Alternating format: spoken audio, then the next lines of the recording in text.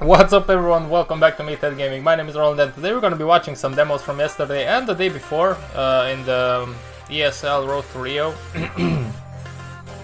We are going to start off with North against FaZe. I want to see the Inferno match on the demo. I did watch it live with half an eye because I was doing something else in the meantime, but I want to see it top to bottom. I want to see CT side from North, that was super interesting.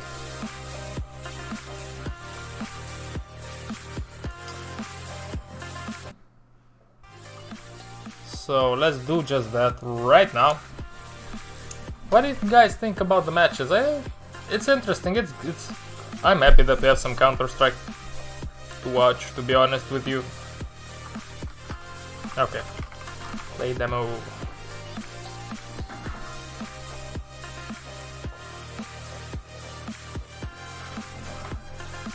Talk about the surprise, Ants beating Fnatic 2-0.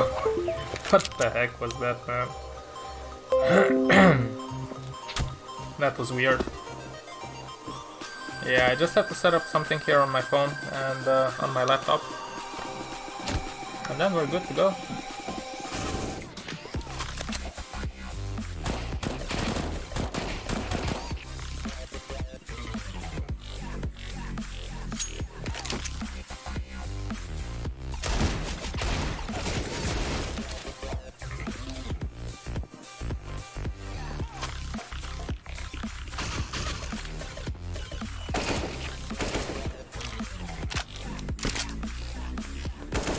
While the boys are warming up. Okay, there you go. Yeah, one moment and I'll be right back, and then we'll start.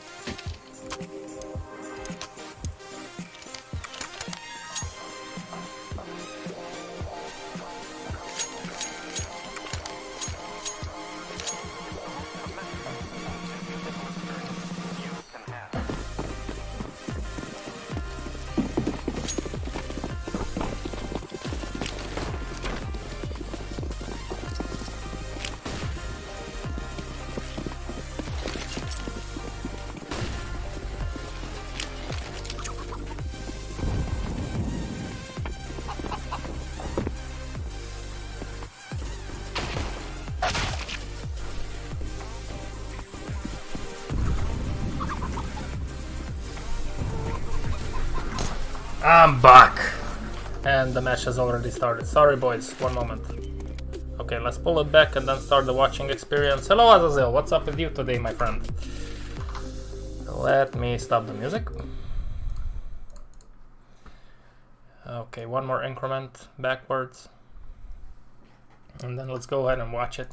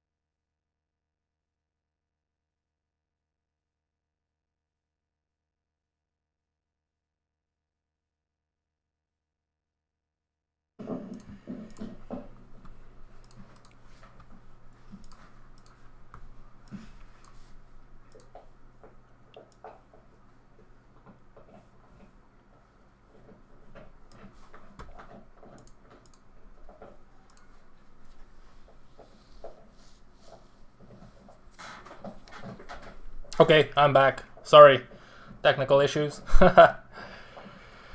My microphone dropped on my keyboard, and then my microphone stopped working, so I had to reset the PC. But we're jumping right into it right now. What are you talking about, Azazel? Okay, here we go. Welcome to the stream, guys. Sorry for that hiccup.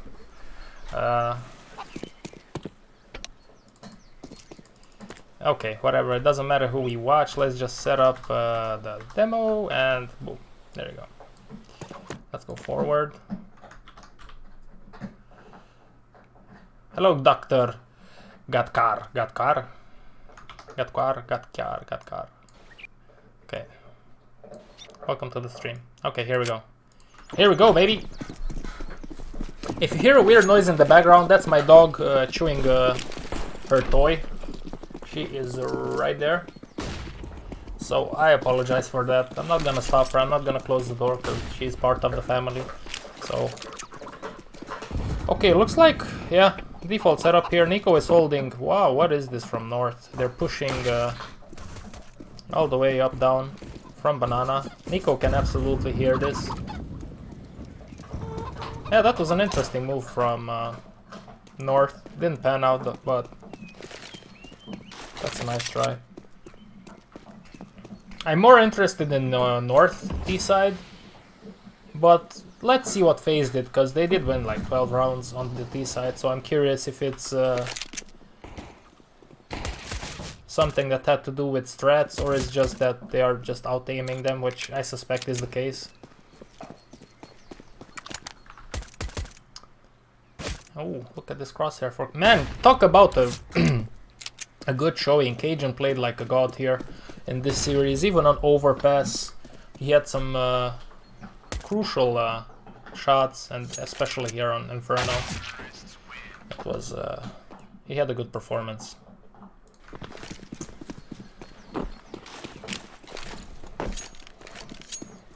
Okay, round number 2.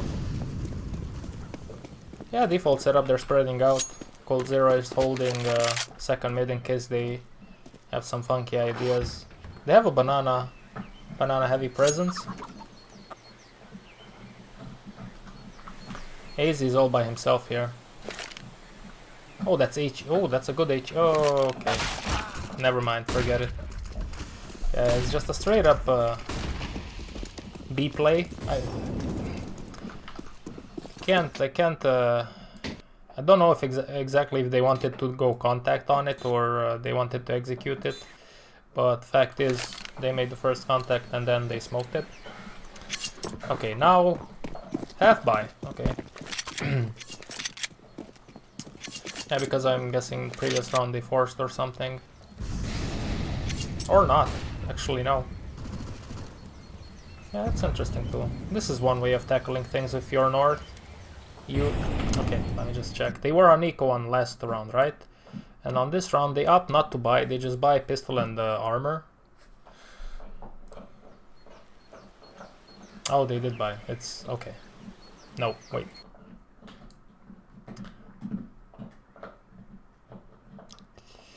Okay, they forced last round and then they saved. Yeah, obviously.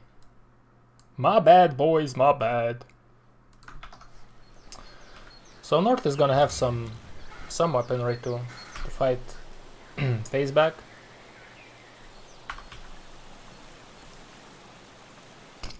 All of the FaZe members are on banana right now.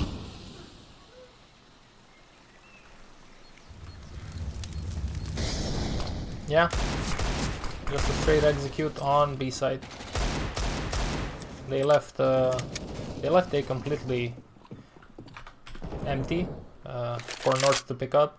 I don't know. I wonder, like, I'd like to see at least one guy in this area, you know, just to hold down rotations or to just lurk around, so on and so forth.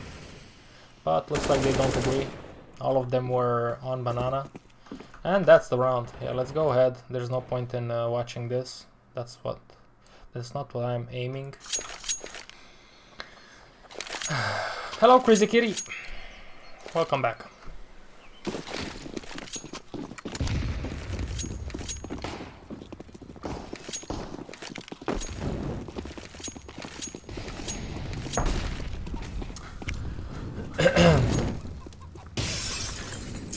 Are you still, is it early in the morning where you live? Yes. Did you sleep this night? Okay. Straight A execute, like, these are straight executes, there's no strategy behind it, they're just, yeah. I mean, I guess if it works, why bother? Oh, come on, you cannot do this. Gate, come on. I was surprised he didn't peek short before he was watching apps, because like he heard a lot of steps.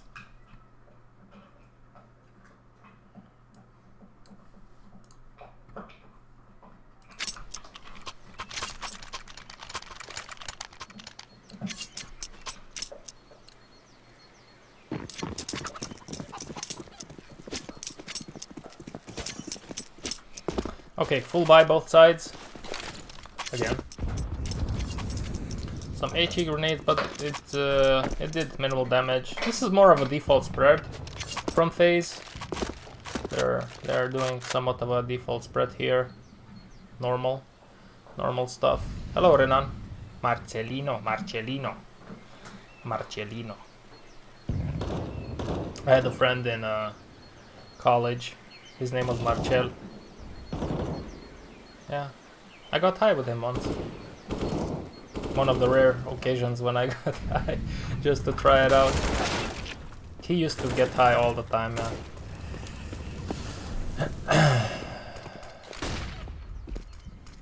This is an interesting play. I think this might be a fake here from FaZe on B, or looks like not, because coldzera is rotating from second and Rain is doing also something similar in a slower pace. The intention is to go B. Oh, Rain doesn't have a knife. Maybe he's just waiting for the trade ban to expire.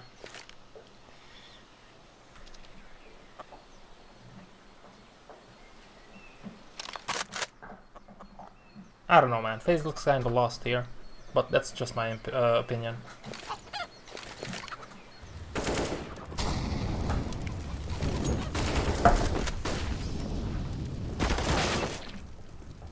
They decide to push in B, finally, but they know about AZ here. They know his position, so it's gonna be super hard to do for AZ to do anything.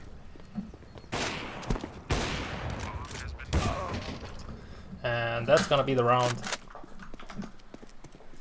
Again, you know what? It's pretty straightforward from FaZe, but if it's working, I guess it's working. It doesn't matter. You don't have to be flashy with your tactics if they work. What about coldzera, Renan? Are you from Brazil? Your name sounds like a Brazilian name.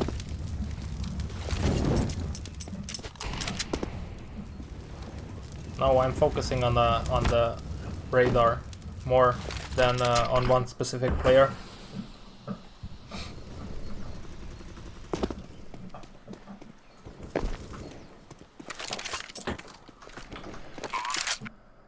Okay, let's go forward. Again, a pretty straightforward stuff.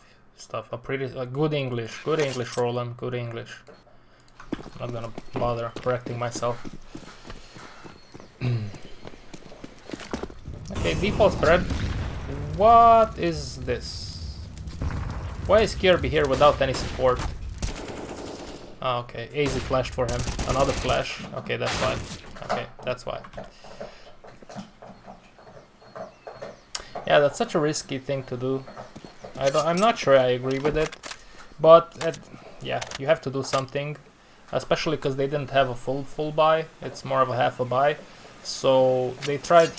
AZ tried to flash Kirby out. They did trade, but trading is usually an advantage for the T side. MSL here. MSL played well with the op, man. I gotta give it to him.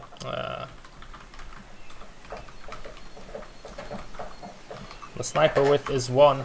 It's put on 2 because I recorded Fallen before I started the stream. So be on the look for a Fallen demo today. So they decide to push in short. Let's see if it's working out. It's called 0 against 4 people, so I'm guessing this is gonna be very hard. Yep.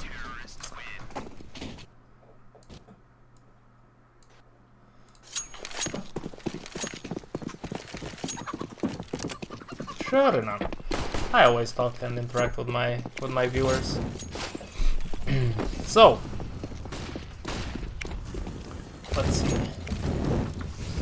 3B2A on north side. Again, looks like from what I've seen up until this point, FaZe prefer the pack mentality where they go all of them together. They go together, they execute. If it works, okay. If it doesn't, then life goes on. Because they don't really spread out. They spread out on the map like two out of the 7 rounds up until this point. This is similar to what we saw 2 days ago when I was watching Vitality, I think, where they did the same. No, Vitality was spread out. Who did I watch that? Oh, OG. We saw OG had the same mentality of a more of a pack mentality where they go all of them together and execute a site with the smokes and so on and so forth. I don't necessarily disagree with that. If you have your grenades down, then that's a solid thing to do. I'm just more of a sucker for some flashy tactics, you know. That's what I'm trying to see here. I'm very curious to see how North move on the map while they are on the B side. That was a really nice comeback from them yesterday.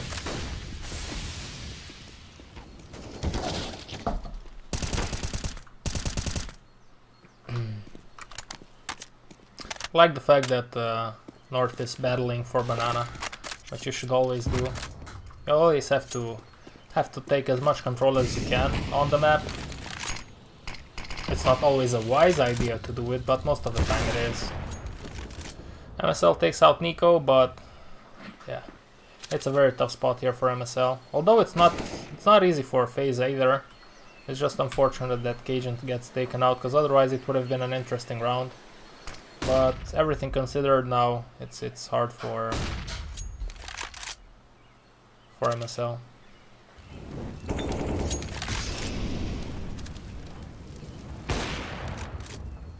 Gets a nice shot here, but that's gonna be it if I remember correctly. Yeah, because he doesn't expect Brokey to be up there.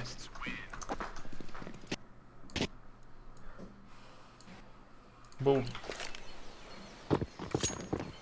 How long have you been subscribed to the channel, Marcelino? If you're still here, obviously. If you're not here, then adios, my friend. See you next time. Okay, more of a eco round. They did buy some pistols. 3 of them decided to push mid. And FaZe again were all of them in middle.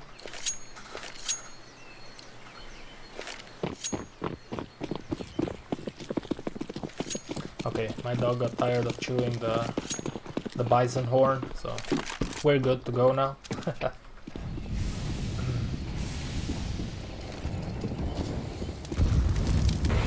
I noticed that MSL surely likes to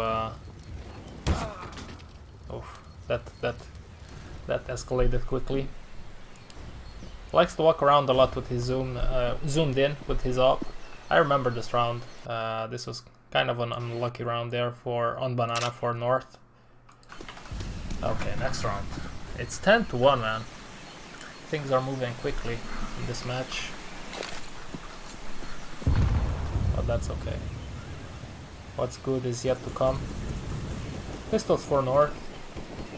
Yeah, they finally spread out on the FaZe side of things. Cold Zero is lurking on second, while the gang is gathering up in the banana department.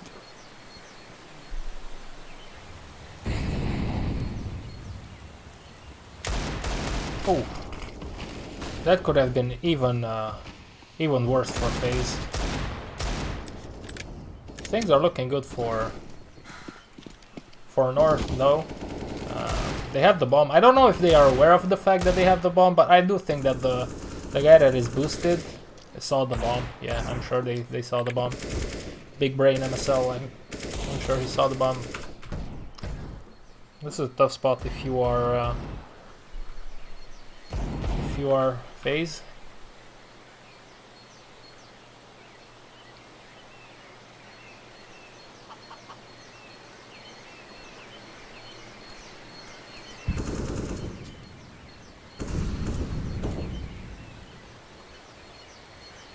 Looks like they're gonna try to push in B. Oh, Monsieur Coldzera. I think they lose this.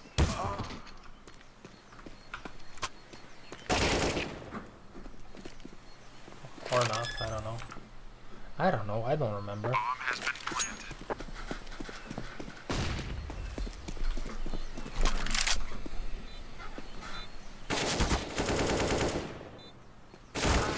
Yep. 2v5, but you can't really blame them for that. They didn't have any armor. Again, 3 guys on banana. They're battling it out for banana control. I'm guessing, yeah, exactly. Kirby is with the flash in his hand, flashing for his teammates for when it's necessary. And yeah, the smoke is unfortunate though. But it's okay, they traded one and they're falling back now. Pretty standard procedure. Show banana presence and then fall back and leave one guy in B. Meanwhile, FaZe pushed in the middle. Olaf is around second mid with the bomb.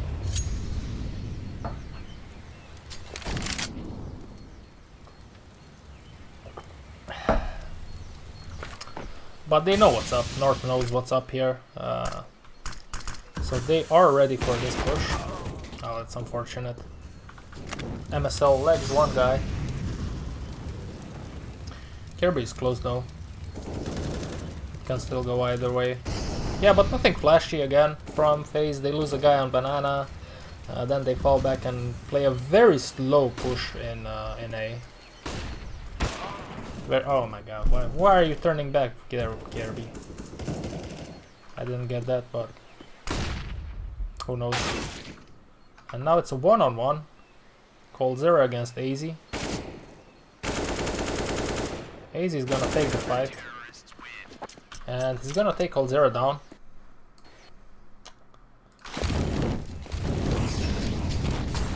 Okay, they're gonna try to show some banana presence, and they're gonna take out 2. Olaf is gonna burn though, but that's a good trade for FaZe. This is more of a default setup again from FaZe. This is a tough spot if you're North. 3 against 4. Not impossible though. Very doable, but it's tough.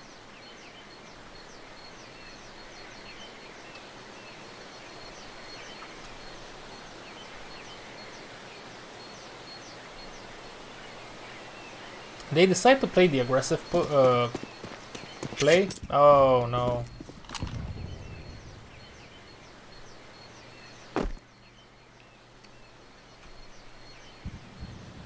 This is gonna be an interesting round.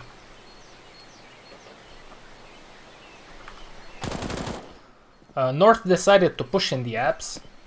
They were 3-on-2. They decided to push the apps for the info, and they were 2 of them, so they could have traded each other. Which is, I think it's a proactive move, which you should do if you are down a man and you want to have a chance to win the round. Oh, look at that aim lock, boys. Gotta love it when you notice a little aim lock. I know, most of you were gonna call me crazy because I do believe that some pro players cheat, but that's just my opinion.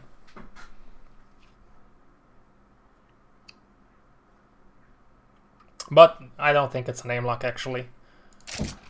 Because as soon as he kills the other one, he just wants to look at the angle, you know. This angle. Yeah, it's just random. What? What is Nico doing? This is super weird. Gate killed one, so they knew that he was under, but they didn't even consider that. That's so crazy. I didn't understand that one. Was that a miscommunication there? On FaZe's side? Or they were like, maybe we have enough rounds, let's just whatever. I don't know, that was weird, super weird.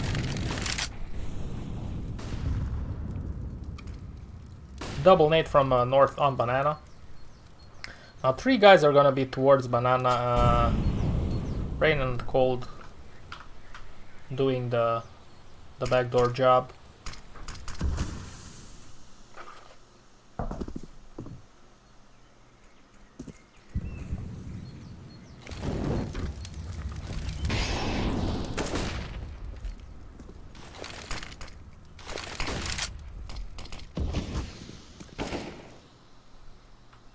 They are showing presence in the middle, but it's only Rain. He's gonna get fragged by Big Brain MSL, but by the time they realize, it's already B.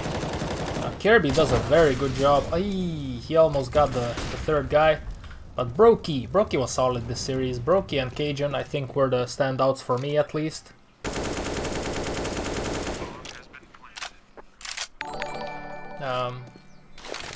Hello Felipe, if you see this, welcome to the channel.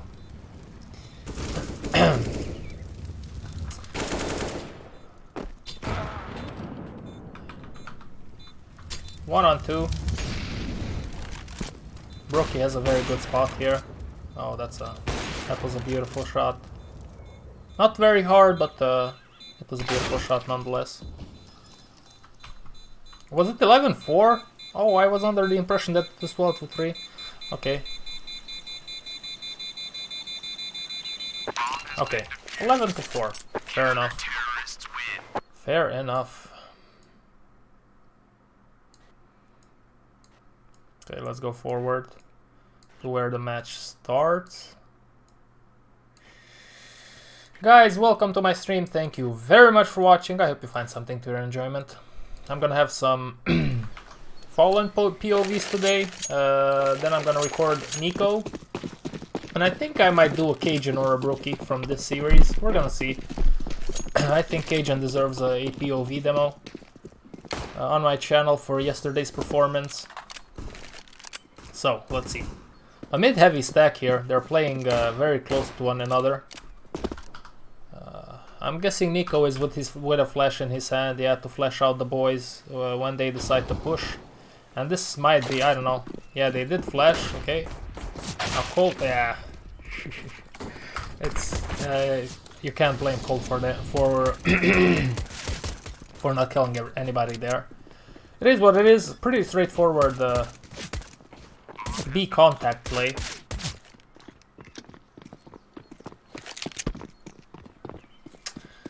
Hello Yadav. They did play decently, yeah. The comeback was really nice to watch. It was a little bit surreal. At one point when it was 11-4 or 5, I remember they showed the betting odds on the live stream, and it was like crazy. It was like 13-1 for North. I'm sure a few people made a little bit of money on that one. Okay. Oh wait, this is too far ahead. How was your day, Yadav, today? Vak?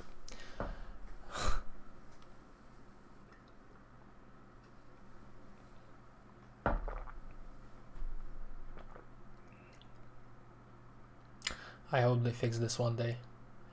Where when you pull backwards, the demo backwards a little bit, it's madness.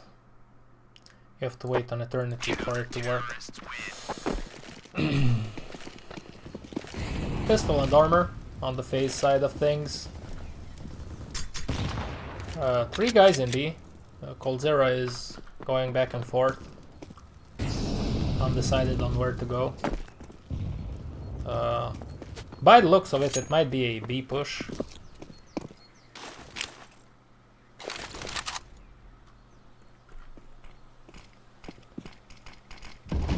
Yeah, man, if they have armors and maybe a diffuse kit, it's a good idea to save. There's no shame in that.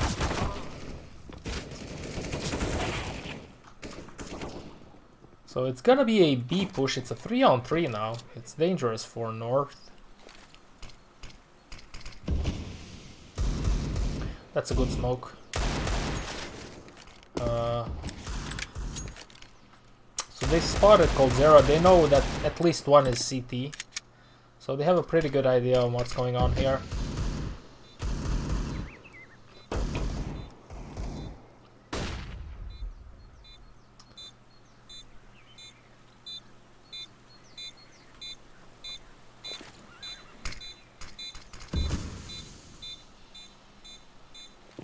That's a solid smoke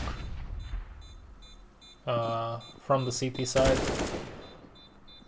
but it's not really doable.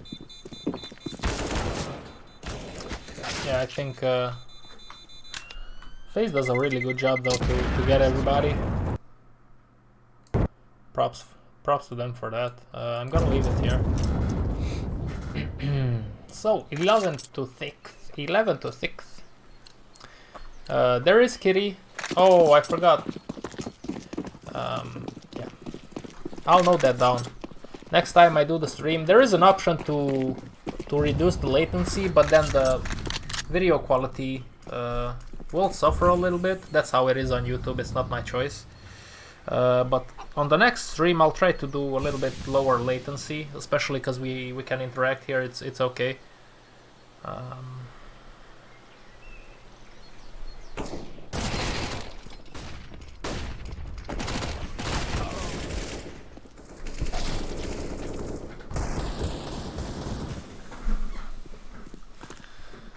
So it's an A push. A push.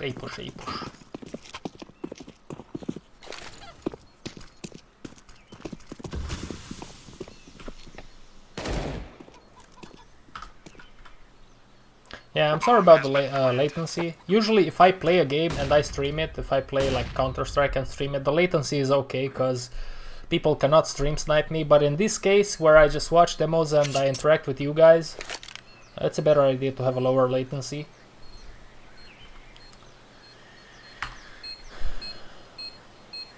Yeah, strat-wise this was a pretty straight round. There's not much that Nico can do here. He saves actually a weapon, which is good. He might even be cheeky and go for that smoke that's in front of him. I think that's something he might consider. Yeah, that's what he wanted. Didn't work out though. But he does get, I think, the player that killed him, he died, I think.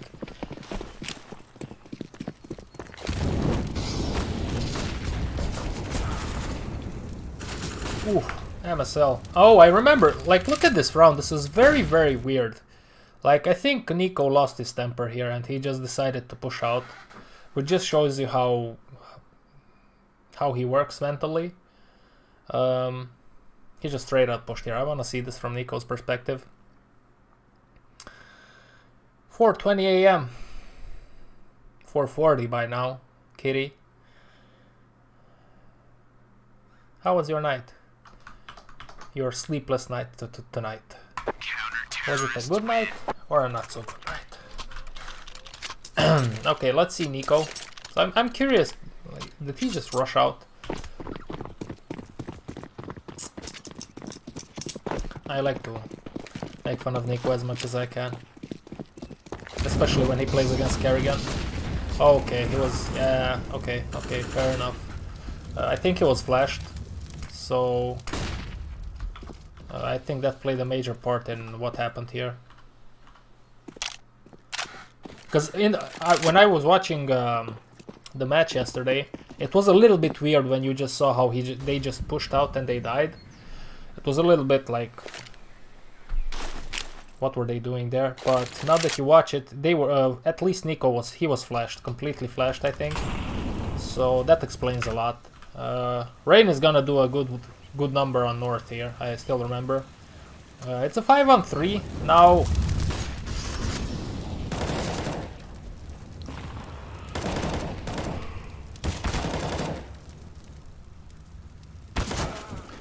Yeah, Rain was world class in this spot. I don't think North did a mistake here strategically. when they decided to push B, because there were the chances of like, for example, FaZe having all the 3 guys here around B were like almost 0. So even if they were 2 guys in B, you know, you were 5 guys against 2, so you should take that fight. But Rain disagreed. He did a good job, a very good job, but in the end I think it's a north round.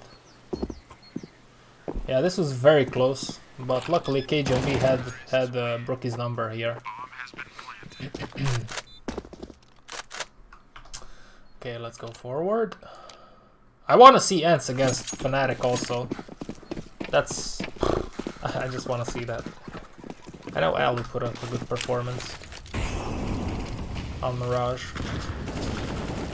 Pistols for FaZe. Default spread for North.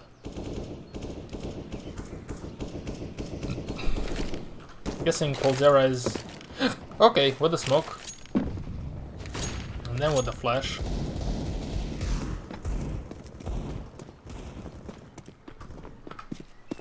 They're trying to be proactive here on Banana, which is appreciated. I always appreciate a proactive approach, especially when it comes to the CTs.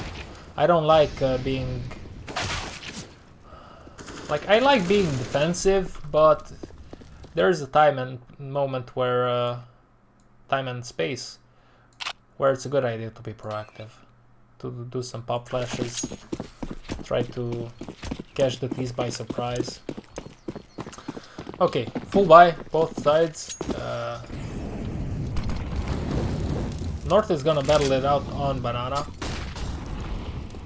For Banana control. They have Banana control, because this time FaZe decided to use 2 players to defend this area. They weren't 3 of them to do an aggressive push with the smoke and flash, because they did that previously, so I'm guessing maybe that's another consideration. They didn't do it this round because it might get predictable. Coldzera takes out Kirby in the apps.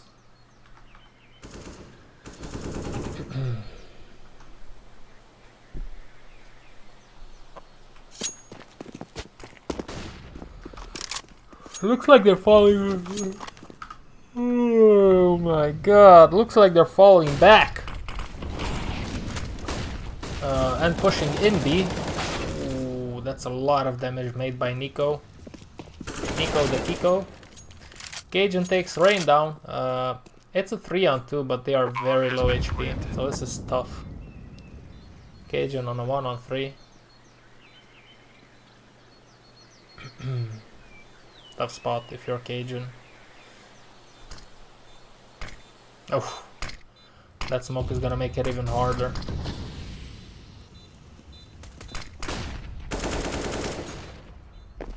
Okay, puts up a decent fight, but Rookie will spam him through the smoke, and down he goes.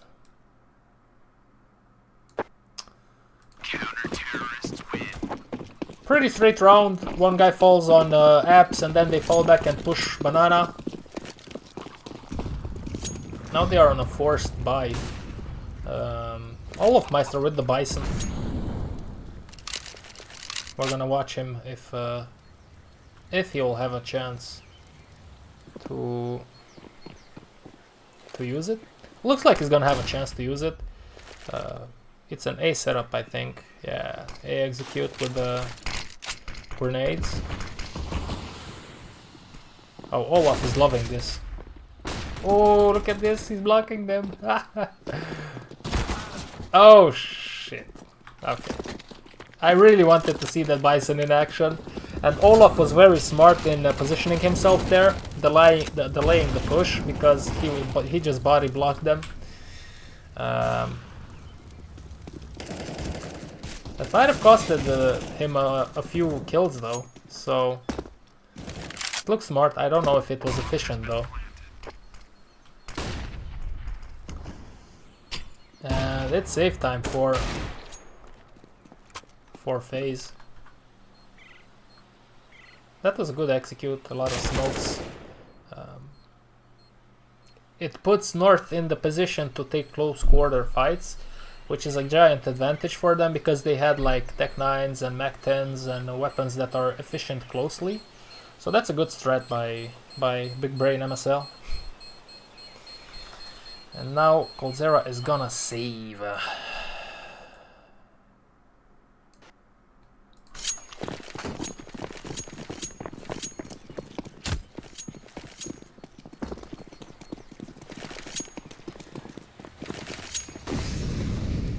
FaZe with some pistols, and coldzera saved up the weapons from previous round. Some of them have armor, but nothing serious, so this should be a North round. But you never know.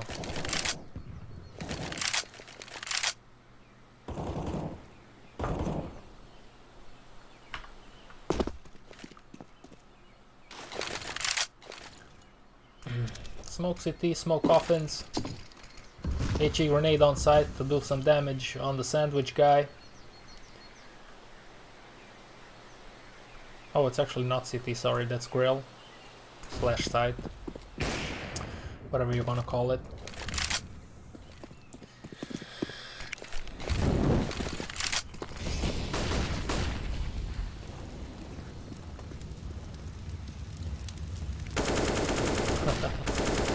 Interesting little cat and mice approach here. They smoked a lot. This is a very good fake, but it's gonna only get one guy to rotate from A to B. It is still a good position for North because there's only two guys on A. Oof. Olaf, it's a very nice shot there. coldzera gets taken out here though. And the fight is on. 4v4, I don't think they will go for it. I think, yeah, smartest thing to do is to just save. And that's what they are doing. Let's go forward.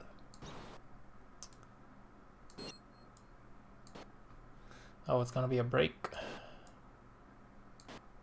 There you go.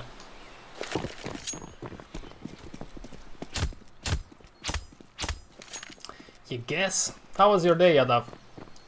What hour is it where you live? Thanks for your comments on my videos, by the way. I appreciate those. That's kind of the only reward that I usually get from making all this. The appreciation of the subscribers.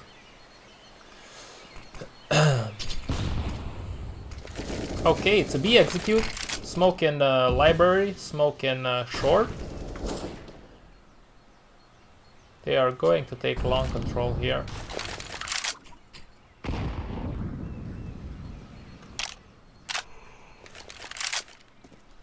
I gotta learn some smokes on the A site on Inferno, man. They're super useful.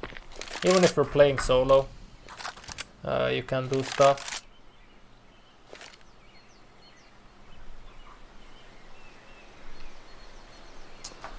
They are super useful. Again, they showed a lot of presence and they took short actually. Now they're going back and executing on B. So it's gonna be an execution, yeah.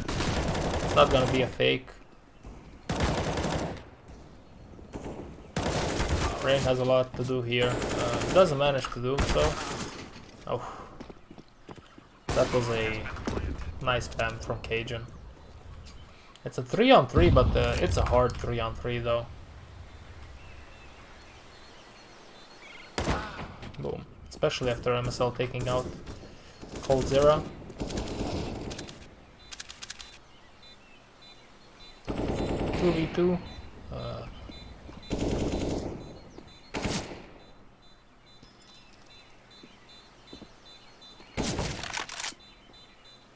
MSL did hear the fact that, yeah,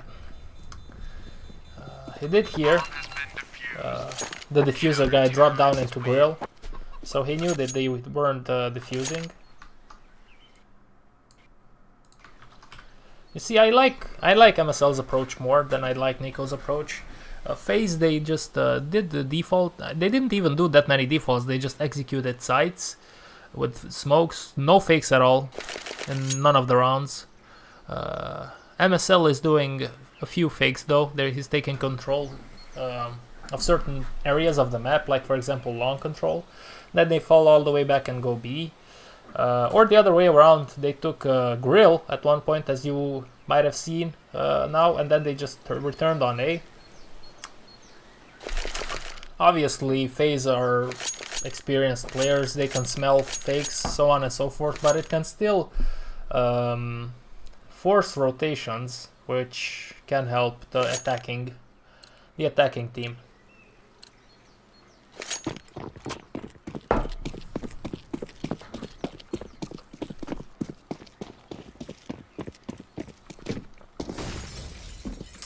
Shitty buy by North, but they have to do their best here. It's 11 to 13. Solid buy by FaZe.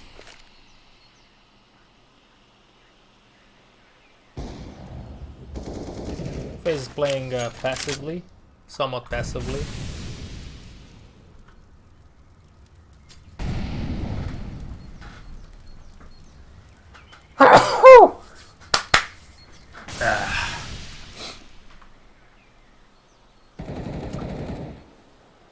Mid-focused setup here for North.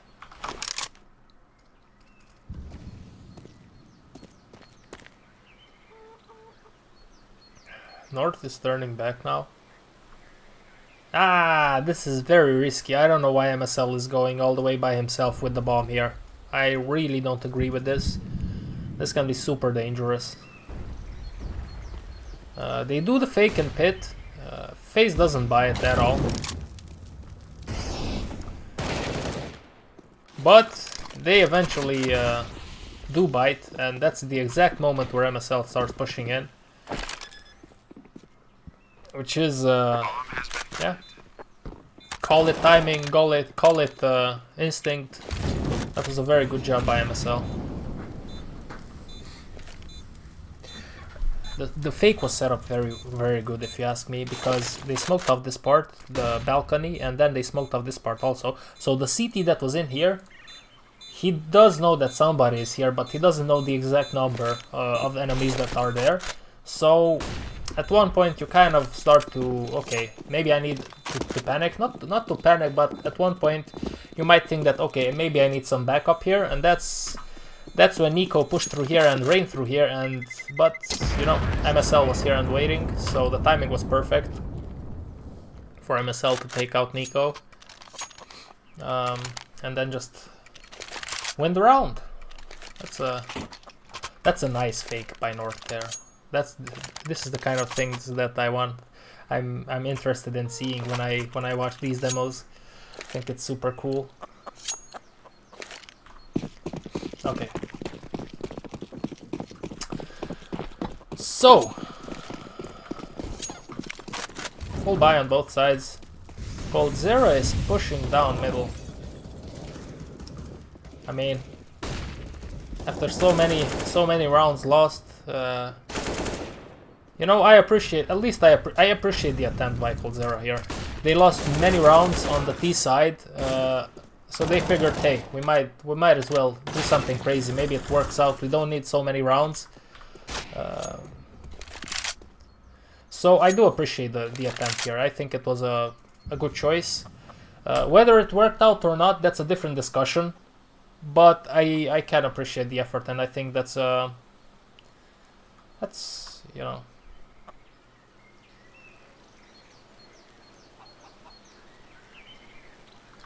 that's something that you should try in the situations in which FaZe are right now.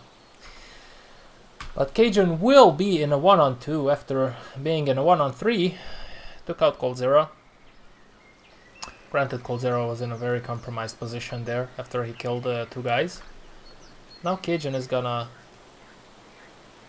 try to find a gap in FaZe's defenses, which is very possible considering there are multiple angles to cover, and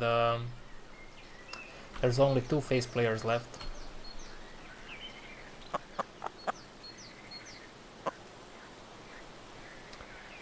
Yeah, Nico is playing this very wisely, sitting on banana. If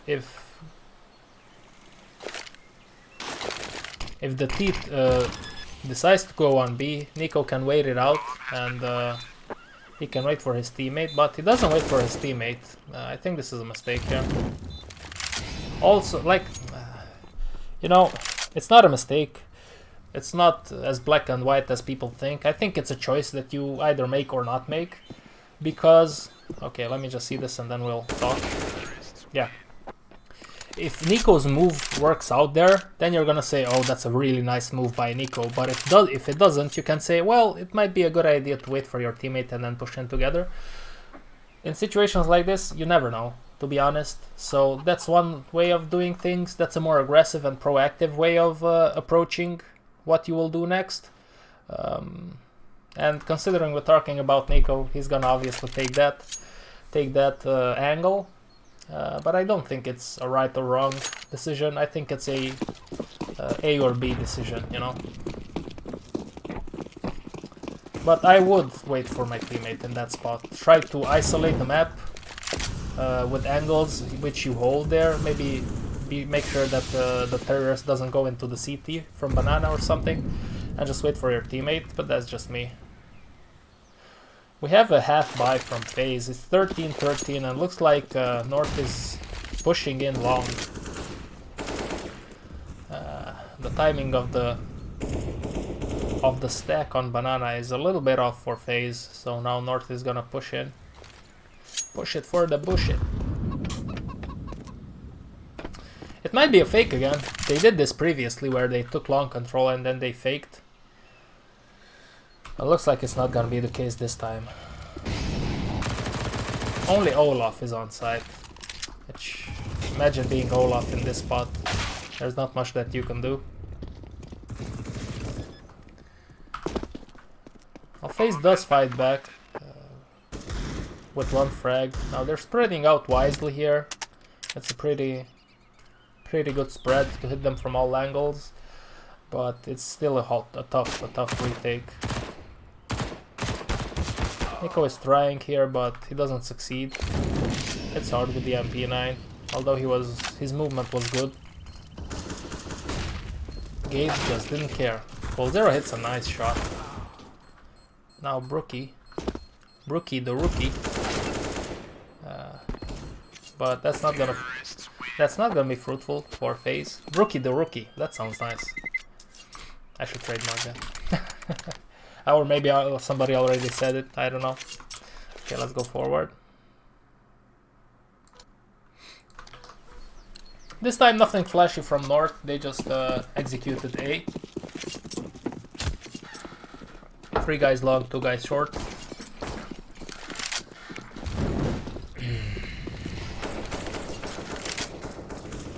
Again, more of an A spread, A default. They're leaving Banana completely. I wonder if this smoke is their smoke or if it's FaZe's smoke. Yeah, they're gonna attack A. The trades do work out in North's favor. I wonder who smoked on Banana. Because this smoke here can be on either team. Usually it's thrown by the CTs, but if you're a T and if you want to go A and you don't care too much about Banana control, throwing a smoke here might be a good idea to discourage any B player aggression on the CTs. So that's why I'm curious. I didn't spot that one, but yeah.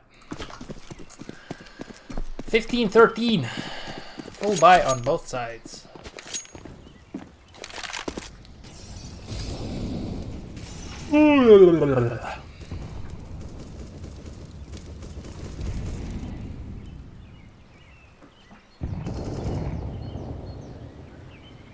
Yeah, this time North is battling for Banana. The smoke here was thrown by FaZe, I'm 100% sure. Gate has a nice spot here though. Not sure that they are aware of it. Nico still sticks around, smokes the wall. Then he's just gonna sit here. I'm guessing Rain is with the flash in his hand. Yes, exactly, to flash out for Nico. When the time comes, if Nico hears steps or movement, then Rain will flash him. Yeah, problem is that North did a contact play there without any nades. So the plan didn't work out, but really, man. Rain does his job, although his teammate doesn't help him out. coldzera did manage to get a frag there. And now this is a very tough spot for FaZe. Very unlikely. Smoke there for banana. HE grenade for grill. They do their best though. The nades are good. Olaf did a nice job there. But it's hard. And that's the match. Interesting match. Very fun to watch. The comeback was really nice. Okay. Comeback was really nice. So let's watch... I don't know, I was thinking about watching Dignitas and Heretics.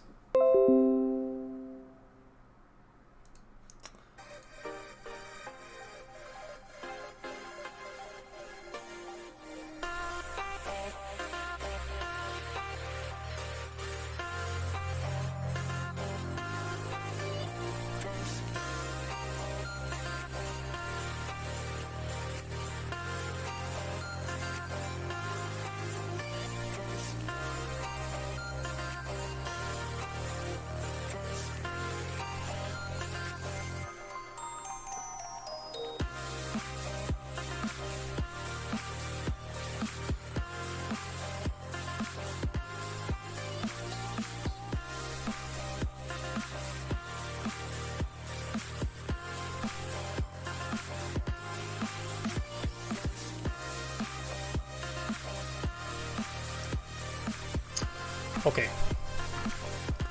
Let's see map 1 Dust 2.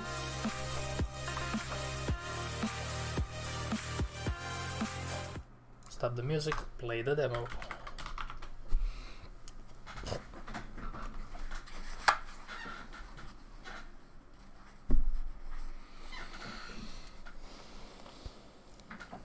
You don't have to see that. You don't have to see that. Okay, let's do a fast forward. Let's see if we can notice some cheeky stuff here. Oh man, I can't believe Sun is in-game leading for ends. I'm feeling thank you. So default setup, it's not a 2-on-2. For Fnatic, which is kind of what you do on Dust 2. They decide to go aggressive on short, which is another viable option. Grims hits a nice shot on the lower guy, but they're gonna get rushed by the gang here. That's a nice HE grenade. It's gonna push, I don't know if it's the grenade or something else, but it's gonna push ends back and they're gonna execute mid to B. I've seen this fake quite a few times by, oh my god, Flusha. Flusha, what is Flusha doing here? I've seen this fake made many times by Mousesports or even Astralis, where you push in short, show a lot of short presence, and then you do a quick fallback towards B. You execute a mid to B. And I think that was the case. That's what their plan was initially, because Alu was up here while 3 guys were mid. So I think that was the initial plan, regardless of these 2 CT players here. Did they force? No, they ecoed. I appreciate that. I salute that. The eco in the second round is very much appreciated by me. I don't agree forcing up on the second round, but that's just me. They leave middle open for fun.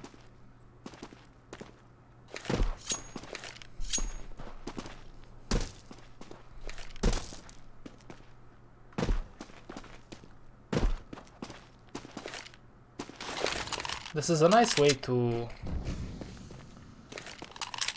jiggle peek between the tunnels and middle. If you're a CT, the way Golden did it, jumping around from left to right. If you are going to play this setup, I think that's a good option, a very good option, to jump around like that. Jump! Jump! Jump around! Now X7 did try to lurk out there, but it's gonna be an A push. With Glocks, Flusha's gonna love this. Nah, Flusha's crisp. Mr. Vac himself. Nice shots there by Flusha. By Mr. Toilet Flusha. 4-man setup on long. Sorry, on A. Not quite. Okay, fair enough. Broland just boosted the guys in short and then he fell back towards middle, while Golden was by himself here. Yeah, it's not gonna re-smoke, because that smoke suits him well on B. They do lose one guy here on the aggressive push on short. So it's a 4-on-5 here on Dust 2. Tough spot, but not impossible. Crim's here with this sexy FAMAS is holding long. Looks like a possible A push. Yeah, I think it's gonna be an A push just by watching at Sunny's position. They don't leave anybody in upper B to maybe fall back and go on mid to B then. So it's highly likely that it's gonna be a full A execute, and Fnatic is reading into this. Ooh, yeah, the timing on that was unfortunate. And now Brolan is in a very tough spot here. Almost impossible to do anything there. Yeah, pretty good execute there by Ents. And due to the fact that Fnatic had limited weaponry, Ents take the round quite easily. Eco round for Fnatic, let's see. Yeah, nothing special, default setup for Ents.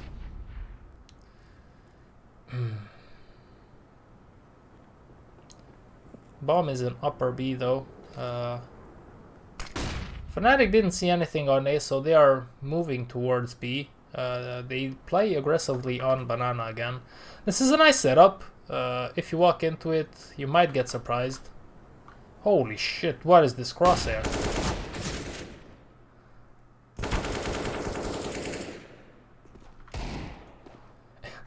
Is this really Ariel's crosshair?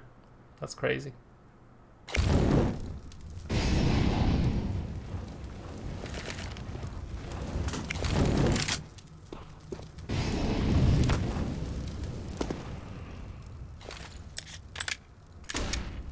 The flame, the molly will force JW out of position. Yeah, nothing is decided yet. They are toying with the idea of going short, but it might be just a contact play here. Although now I am pretty certain that it's gonna be an A push. JW has a deagle here. Flush also with a deagle.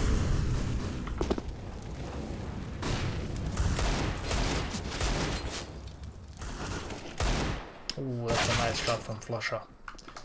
But that's all. So it's gonna be an Ents round. 2-2. Oh man, my nails is itching, I'm sorry. Ah. So let's see.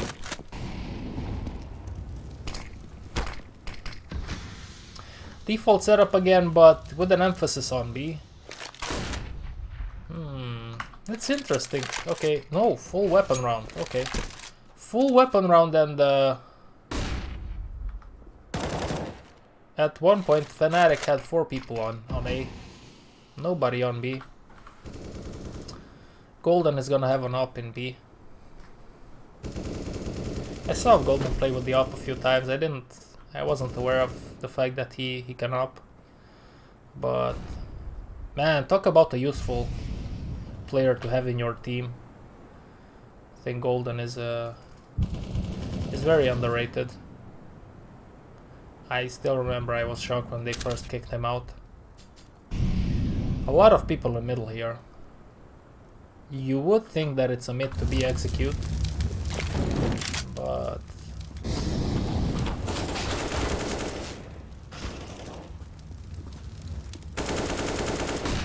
yeah, that's one way of doing things. Molly close and then push out, and then afterwards do the smokes. This is a tough spot for Sonny. 2-on-1. I'm guessing the CTs are aware of the fact that the bomb is dropped. Yeah, I'm sure they know. That's why Flusha is throwing shit around while JW is trying to flank here.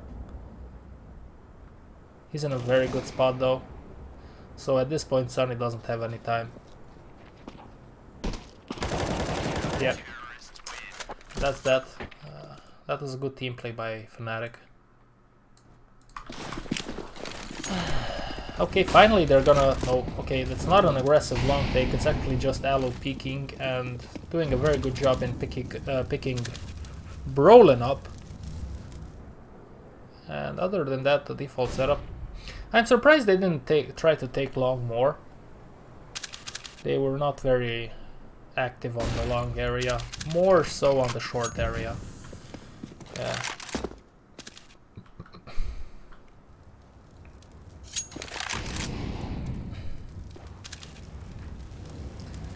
Now JW is choosing to go aggressive here a little bit on Banana.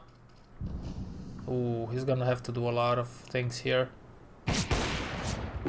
He spots at least 2 players here, so they are aware of the fact that it might be a play here. Flusha supports him very well. HE flash. It does leave the flank open, but nobody's here to punish him for that, so on that instance it works out for Fnatic, but still this is a very tough spot. They need to retake 4-on-3. JW has an op. It's gonna be probably...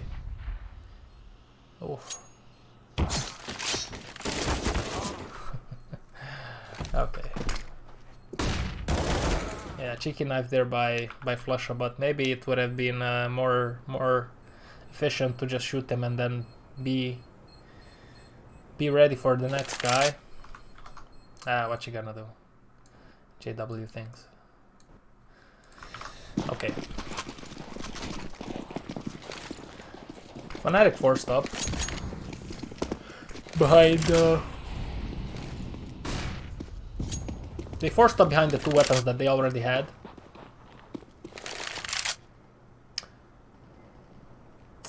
Default spread by Ents. But this time there are 2 guys in middle.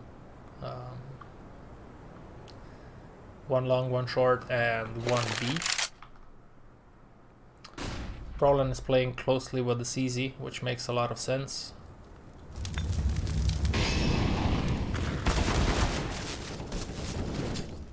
Yeah, that's gonna be a good molly from Crims. That's actually a good molly that Ents throw, just to clear out the close area.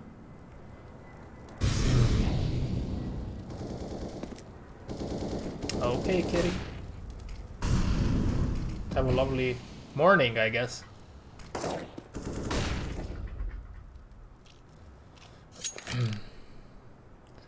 Very slow round here. But you do want to be cautious when you're playing against an eco round. They might be stacked up, there might be doing some funky stuff, so you wanna get as much information as you can before you decide to push out.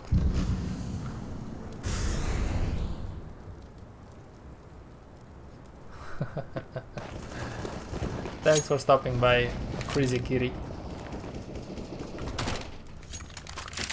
And Ents does take control of B.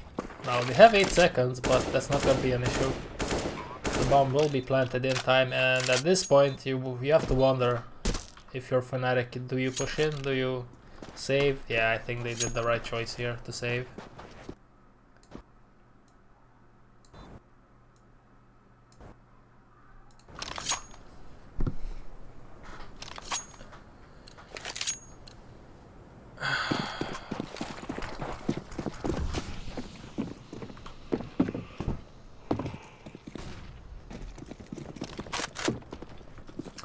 Yeah, again, you see this. We saw this a few times now, where they boost short, and Broland then goes back towards the middle. Now they have a very heavy presence here in short, although it is what it is. It's pistols, but this is a nice approach, a nice setup.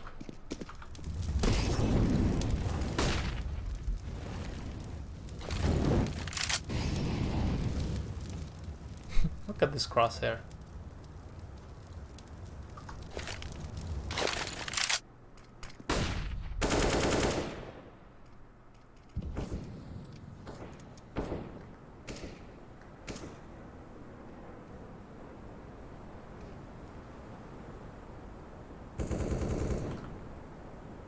Sony takes out Broland in B. Ooh. That was a little bit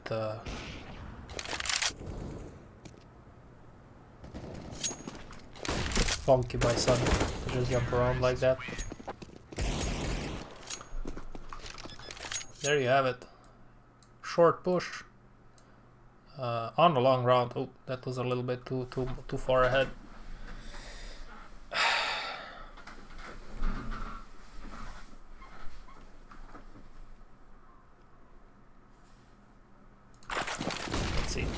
Okay, finally an A confrontation, long confrontation. Trades go one-on-one, which is an advantage for the T side, but now also JW falls. Oh, sorry, Flusha falls and then JW. So it's a 3-on-2.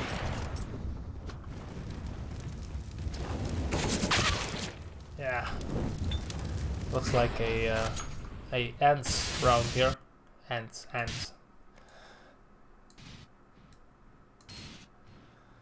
I do like the fact that Fnatic had 3 people on long trying to take control.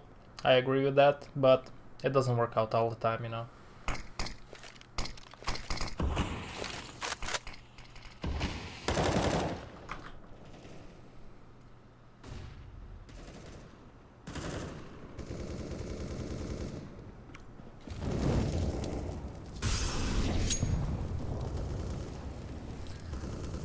Everybody's spread out on the map,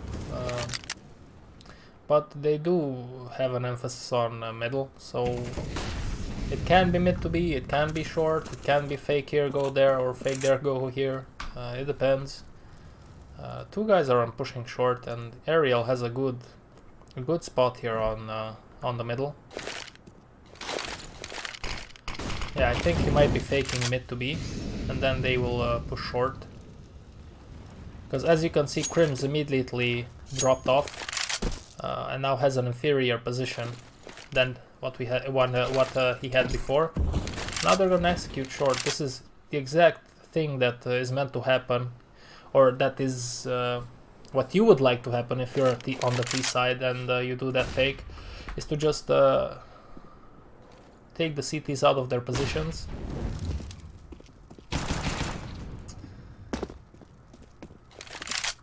Oh, why? I guess I know why, but I think Ents waited too long to push in on short. As soon as Crims made that frag, I think they should have pushed Crims. Granted, there was one more guy on the side here, so it could have been trouble. So I guess that's the right decision, what they did, but you wonder, you know, what would have happened if they would have pushed.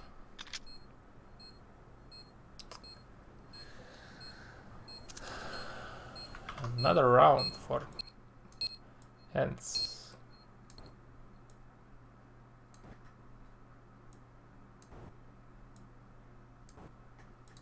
There you go. Looks like a default setup again. I like how aggressive Fnatic is on long. I completely agree with that. I think having long control is vital.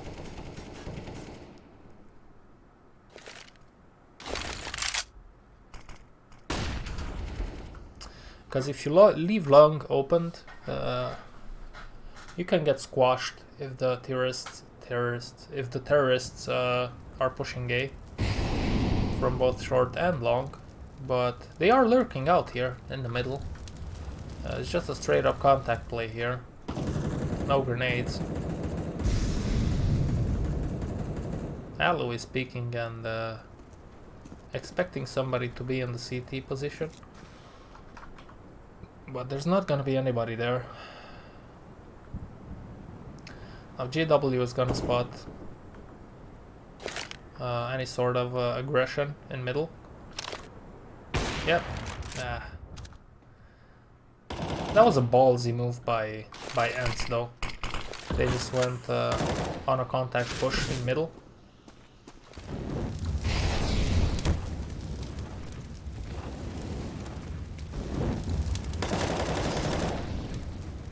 Those are some nice frags by Golden. And now it's 3-on-1. It's a very tough spot for Alu. He does like Golden, but... Yep, Golden still has the upper hand.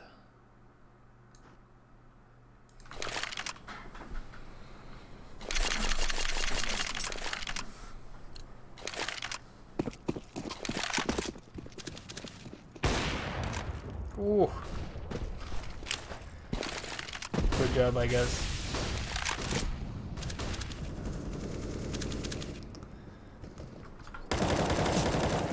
Hans does decide to push on long, and although it's only Flusha that is there, he's good for one and then he falls back. He does a very good job there. But now they're pushing long. Flusha gets taken out by X7 on short. Bomb has been planted. Yeah, I'm guessing this should be a save from Fnatic.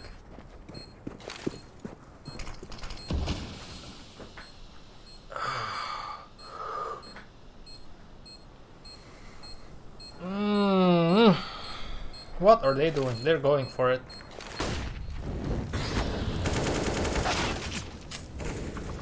Yeah, you appreciate the effort, but it didn't pan out.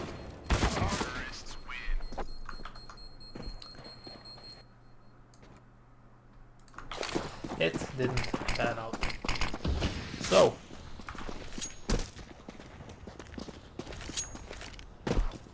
three long, 2 B. B heavy focus here for Ents.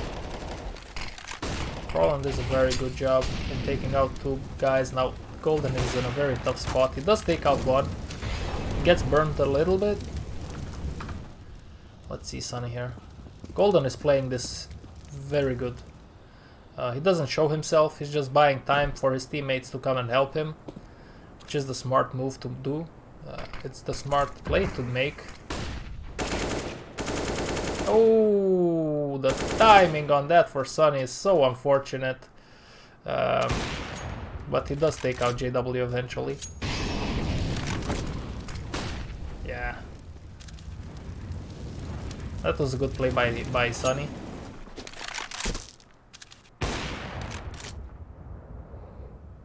JW was not happy about that, let me tell you. But there's not much that his teammate could have done. Sunny just moved smoothly through the smoke. So that's that. Now Golden does try to go for this one, but it doesn't work out. He loses the op. But maybe it's for the best, because at least that way Fnatic is gonna take an eco round here. They're not gonna invest other than armor and pistol.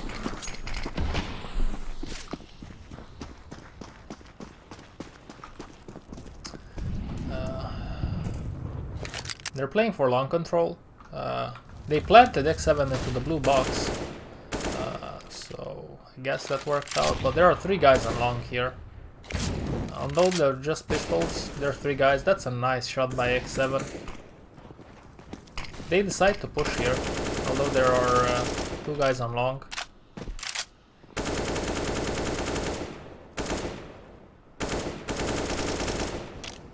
They rotate towards short together in a pack. I like this. I like the way they think about the game, how they approach this.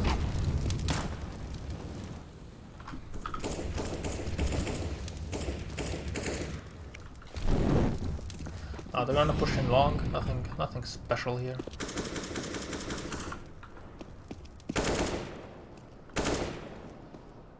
They are gonna gang up on aerial. And now it's a 4-on-3. It's viable to go for it, but I don't know. Yeah, they're gonna go long here. So X7 is gonna have to earn his paycheck.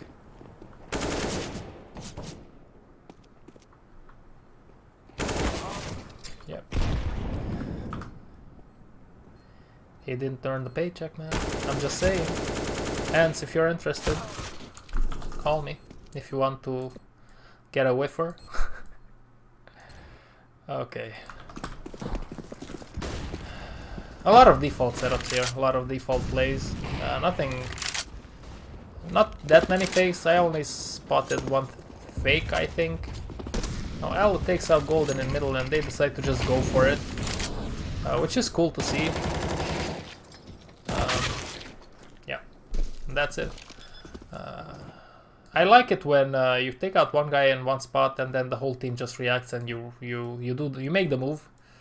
You decide to push in where you just took out an opponent. Okay, looks like this is gonna be a long break. Here we go. 11-4.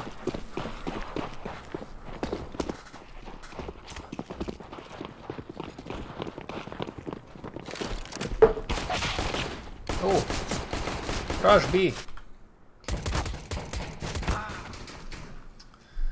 And it works out.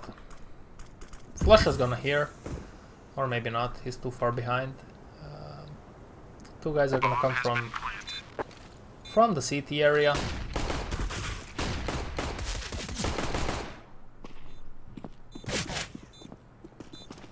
Yeah, Golden is playing it smartly.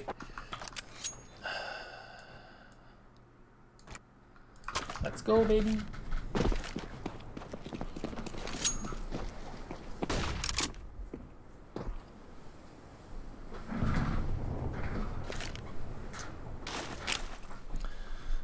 I'll be on Ence's side. Ooh, Flush is gonna love this, or maybe not. It can be overwhelming, but Fnatic does react accordingly. Oh, Roland is loving this. He couldn't get the ace, but okay. But he did take out 4 opponents there. And that's for this round.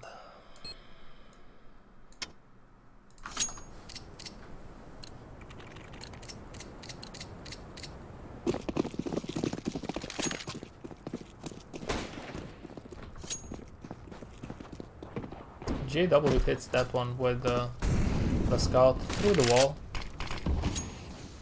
They spread out again. I mean again. Okay, it's not again because the team switched sides, so Fnatic is gonna spread out, more of a default setup, while it's a 2-1-2 for 2-1-2 for Eds.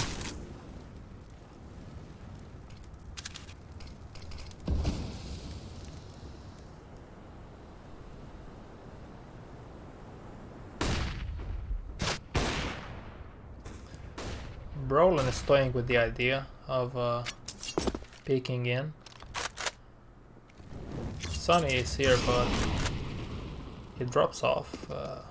Oh, looks like this is more of a short fake and mid to B push, if you ask me. Yeah, Brolan is showing some presence, some smoke, so maybe lurking in, maybe getting a guy, or just having any sort of contact, I guess. But the main action is in middle. That's what they were going for. It didn't go as planned, but it is what it is. Now they have to battle it out. And battle it out they will.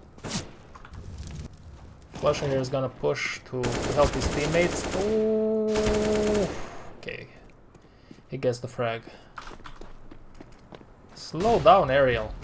Oh my god.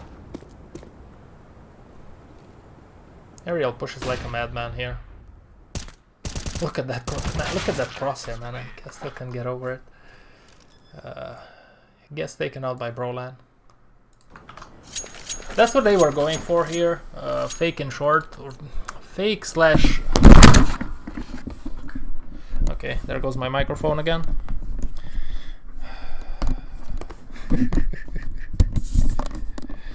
I don't know if you can hear me. Let me just see. Can you hear me? Yeah, you can hear me. But Counter-Strike just crashed, so they were going to show some presence on short and then go mid to B, which I see is one of the fakes that you can make. I'll just start up the game again very shortly. Play demo 1. So it was 11-8, I remember, if I remember correctly. Didn't work out as planned for Fnatic, but they still got around. So let's go back. 11-8, 11-8. It's because I don't have one of those cool microphone arms. I'm a budget streamer because, you know, nobody's donating no money, so on and so forth. So I have my microphone on the box that I got from the microphone guys. This is my setup. This is, as the guy from Hannibal would say, this is my design. Okay, so let's go to 11-8. If I remember correctly.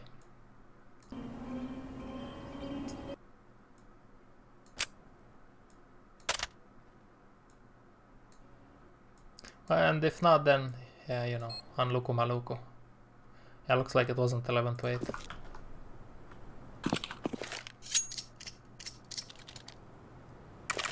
Oh, it was 11-7, okay.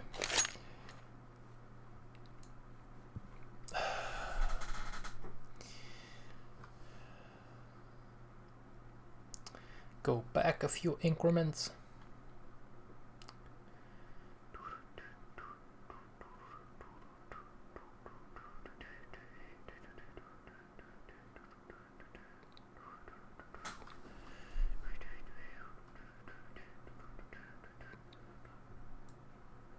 Few more. It takes for an eternity when you want to pull back demos in this game.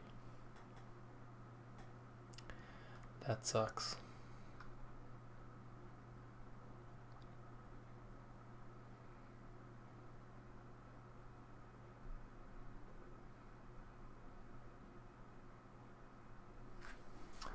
There you go. Just a little bit more, and then we're gonna. I mean, I could have skipped this round, but I don't want to skip the round. I wanna watch it. Wanna see what happens if something interesting happens.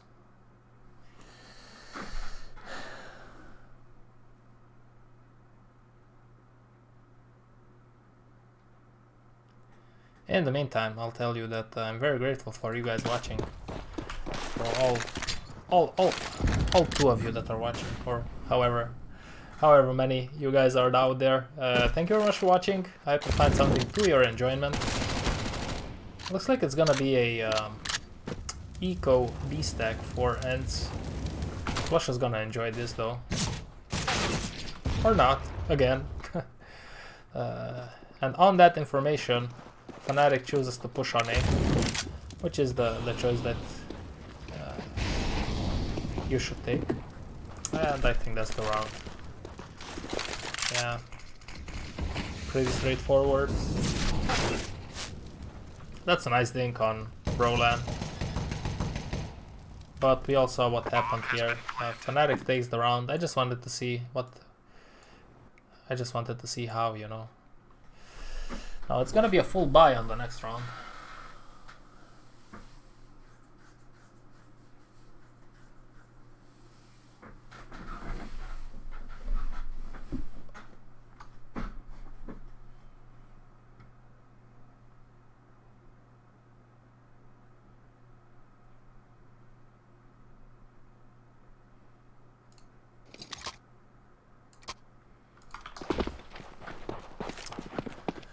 Okay. Again, default. Alu was boosted here on short. They didn't spot anybody. Now he will rotate to middle. That's interesting. X7 does take out Golden in middle. It's more of a default setup again for Fnatic, with an emphasis towards the middle part of the map. JW here is gonna peek into this.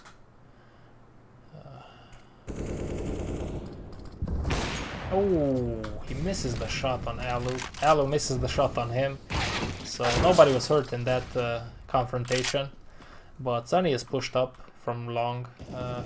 He doesn't know that Sunny is here. Alu had his back though. Flusha is in T-spawn. Probably thinking about what he will eat for dinner.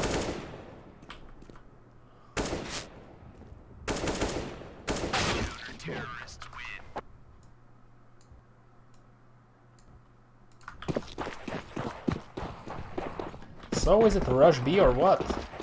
Flusha with the UMP. I guess... no. Okay.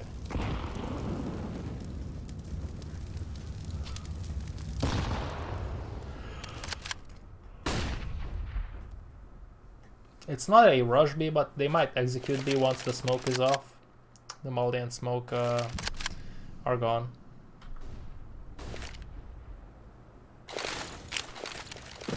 Yep. Full on execution.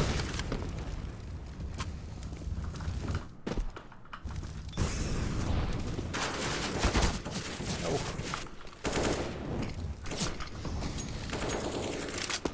Yep.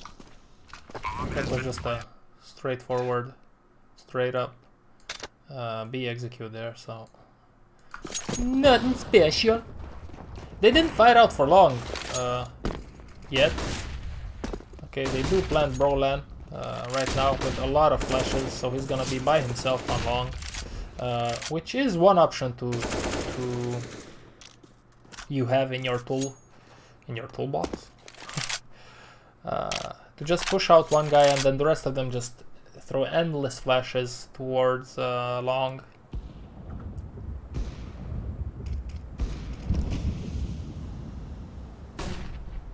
Now that they have him in the pit area, this is a very strong position to just hold control of long. The rest of the T guys are free to move as they would like on the map. This is a good setup for Ents though. Alu is speaking very bravely. He's just walking into it without any worries. Like, they could hit a timing here, but he doesn't care. He just walks out. Oh, falls off, which might not be ideal. Luckily for him, Roland is just sitting in its place. Now they're gonna push short, as you should if you have control of long. I think pushing short is a good option. And that's the round. Alu just walked into JW's crosshair. Sergey is gonna try to save the AWP here. And that's it. Man, I'm a little bit tired. I did my little shitty home workout. Oh, I go crazy, man. I wanna go to the gym, guys.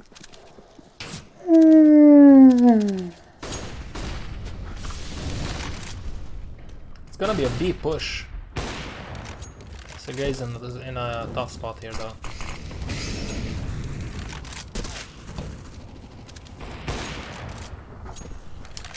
Tough spot, tough spot.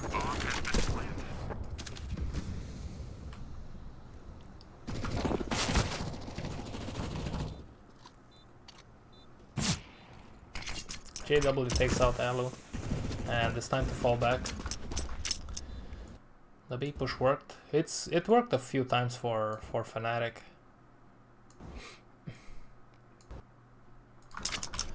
Okay, full buy on both sides.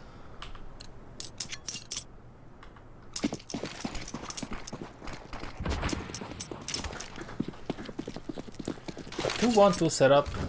Alu is playing very closely. I'm guessing he wants to peek here. Yeah, it's a good angle to peek in, but you have to be aware of the fact that you might hit a bad timing with the lower guy. So that's one thing to consider.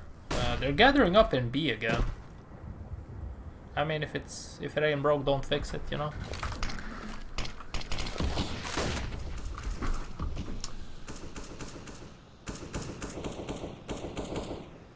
They are waiting there for a while. JW does have an eye on both longhouse and middle.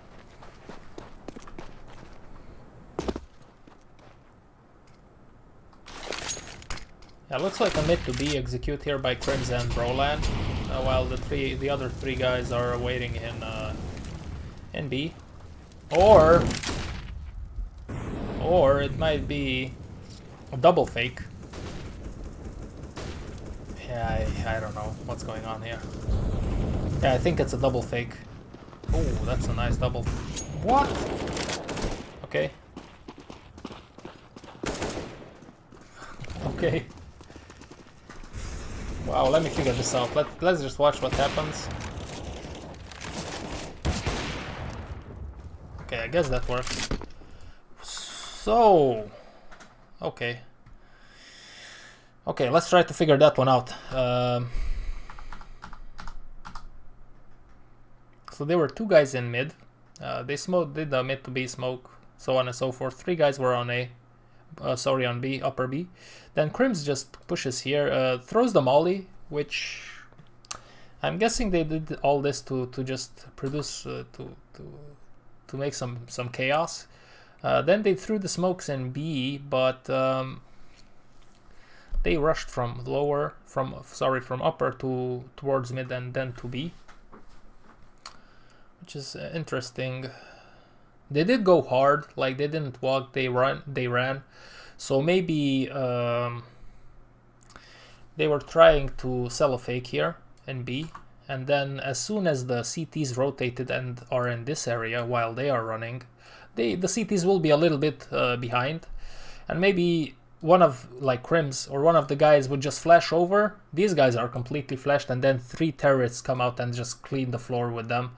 That's one option. That's what I think happened. I might be wrong. Bomb has been planted. Yeah, that was all over the place, but I think that's the logic behind it. I might be wrong though. But it's a good solid tactic. JW battles it out with Sergey in middle. He does hit Sergey. 3-2 setup for ends. 12-12. So far so good for Fnatic on the T side. That was a solid little push there. Mid emphasis here. Brolan is already out, so if they have him in this spot, this might be useful for them, whatever they choose to do. Brolan can get a lot of information from this area, holding this angle.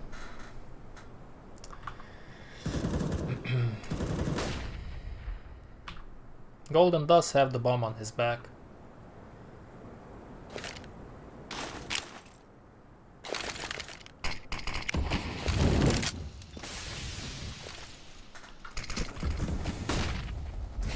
It does look like a mid to B push. Yeah. Ooh. The A guys are executed at the same time. Bomb has been. And now, yeah, Fnatic is on the hunt. Okay, let's see if they manage to hunt them down. If they take out these guys, then it's gonna be trouble for ends. Alu does have the op,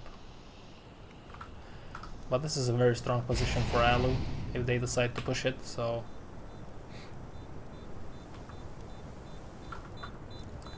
yeah, JW decides to back off maybe? No? Okay. Throw a flash for his mates from long, but that's... Ooh, okay, that works. Ooh, Alu hits one guy. Yeah, that's well done. That's well done by Ants to defend the Fnatic hunt. And now it's 13-12.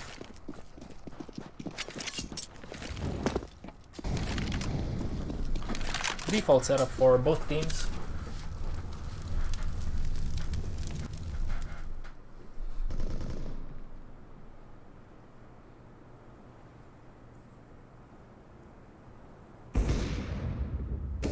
Ents is playing aggressively on long house.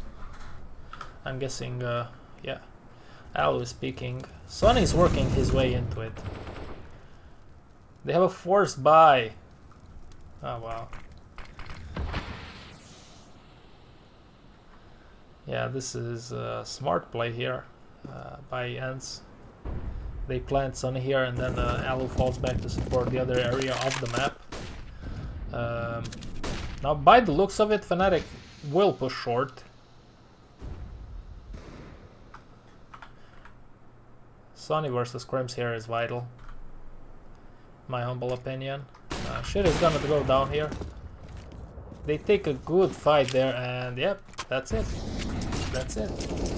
That was a nice trade by Alu and Ariel there on the short. The setup worked out very well for them. And then Sonny put a little bit of spice on that, taking out Crimson long. Oh, JW almost missed the timing there. He's gonna try to do this, but yeah, he doesn't get a chance to even try. This was a cool round, vital round for Ents. And now they have the money necessary to buy up and actually build some tank. Both teams decide to fight for long control. Actually, maybe Fnatic just waiting out to see if JW hits the shot. Maybe if he would have hit the shot, they would have pushed out Crimson Golden. It didn't happen, so they fell back.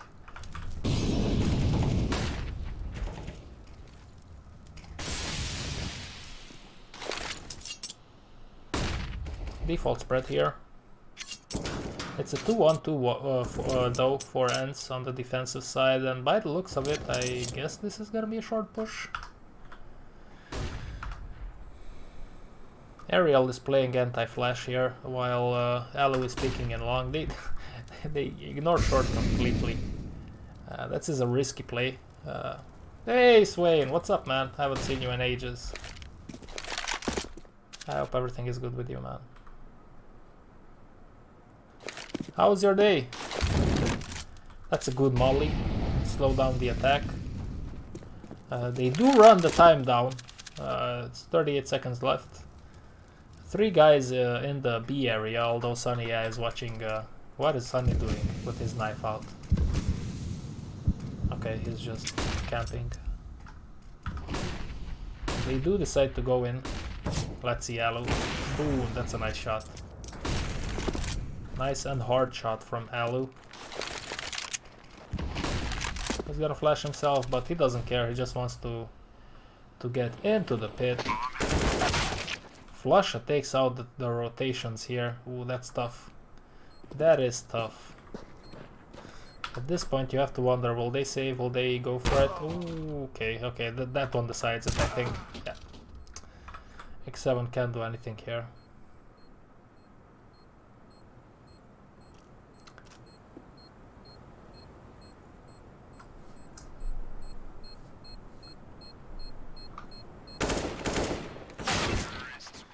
And there you go.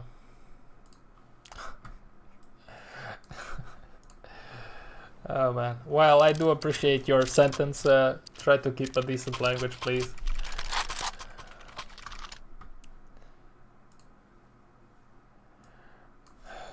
Okay, Sway. Okay, 14 to 13. 13. They do have full utility on Ents' side. X7 has a FAMAS. It's gonna be a 3-on-2 setup. They're gonna be battling it out on long, so this is gonna be vital. Ariel does take out Crims. Roland is gonna lurk here, but...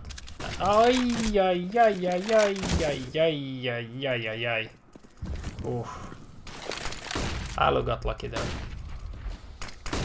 Oh wow. He was so lucky. I'll read that in a moment's way. So they wanted to push short, but now they don't anymore. Going mid to B is a viable option if they have the utility for it. Yes, they do have 2 smokes, 4 mollies, so they can still do that. I think that's what they're gonna do if I watch how Golden moves with the bomb.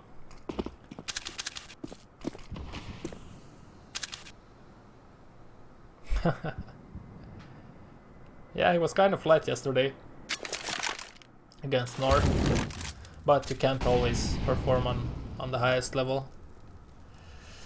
So this is gonna be a straight up B push.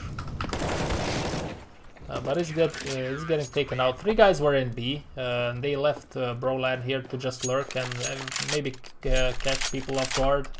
It didn't work out, so it's 14-14. Fnatic does have money to buy up. So you have been busy with what? Since the beloved coronavirus has arrived on our doorstep. Man, I miss the gym so much. It's annoying as shit to do push-ups and bodyweight squats and whatever I'm doing now just to stay sane. So it was an aggressive play on B, but they stopped in their tracks, understandably so. They're spread out on the map.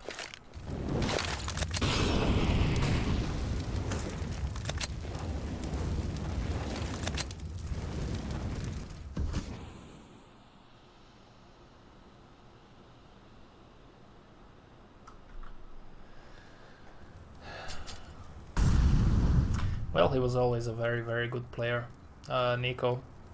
But, you know, it's a little bit disappointing when you look at his character and his ego and how much that costed him. They don't have an in-game leader. I don't think they're a top 5 team. I don't think they will ever be a top 5 team with that lineup. That's just me. I might be wrong. But on that level you need a good in-game leader. And they don't have it. Because no matter how much Coldzera and Nico think that they can do that job, they can't do that job. I watched the Inferno match earlier today against North. There was a clear difference between how North played their T side and FaZe did it. North played it better. They did nice fakes. They were just outplaying them. And FaZe all that did was just straight executes. So you don't need an in-game leader to do straight executes. Granted, they are playing to their strengths. You just need to take duels, do the executes, and then you can beat them. And with the players that FaZe has, that is a viable option. But it's not gonna work out all the time. You need some good strategy behind it. So yeah, he's very good, but it's a shame that he won't win a lot of trophies because of the way he thinks. At the end of the day, no matter how good you are, you cannot do everything, you know? You cannot be a jack of all trades. And if you want to be a jack of all trades, you're gonna be limited. Because you only have 24 hours in a day and so much energy to spend in one thing, you know? Okay, that's different. Okay, let's go. 15 to 16. Sorry, 15 to 14. I got carried away a little bit by Swain here.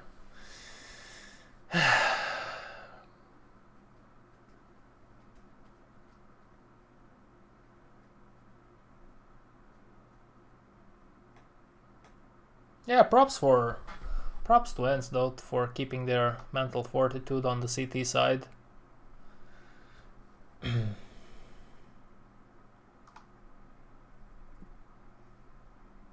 Come on! Oh, this is so annoying. There you go. It's not because of my PC. Okay, they're gonna fight for a long... No, okay, no. Only Flusha with the scout. Took a peek. This is a really bad buy for Fnatic, but it is the last round, so they have to try. I like the way the scout looks. It looks like the arm of a predator.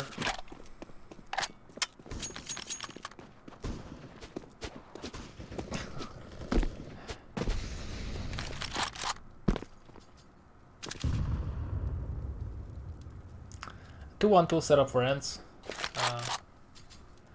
Mid-heavy presence for Fnatic. By the way things look, I think it's gonna be a short push. Golden is by himself with the bomb, with the Deagle. Okay, he was just checking long, see if anybody makes a cheeky push. And now it is going to be a short push. Alu has the fortune of having a good angle on that flash.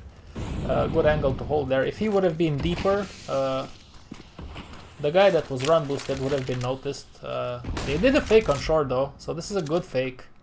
They're not buying it though, because there's still 2 guys in B. They didn't kill anybody, so there's no reason for ends to rotate. The trades go well for ends. So only GW remains against 4 guys. And it doesn't work out for him, unfortunately. And that's it. That's a good game by ends. Okay, let's go ahead and watch Mirage. With the same teams, it's interesting for me to see how ends beat 2-0 Fnatic, man. Come on. Come on! What matches do they play today? What matches do they play today, huh? What are the matches for today? Mousesports against Movie Star Riders, okay. Dignitas against NIP is gonna be super interesting.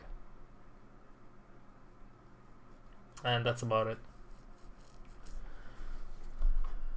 Copenhagen Flames is gonna play Contact, but not really into that match. NIP against Dignitas will be cool to see, to watch. Okay, guys, one moment, I'll be right back, and then we'll watch map 2 between ends and Fnatic.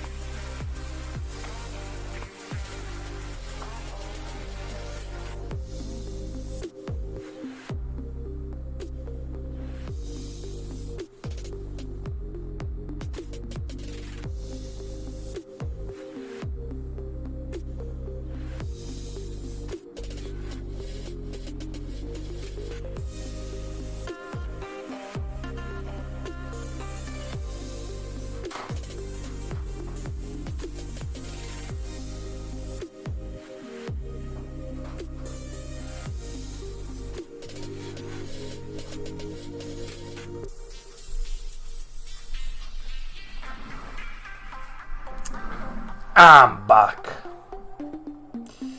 Hello, Raiho.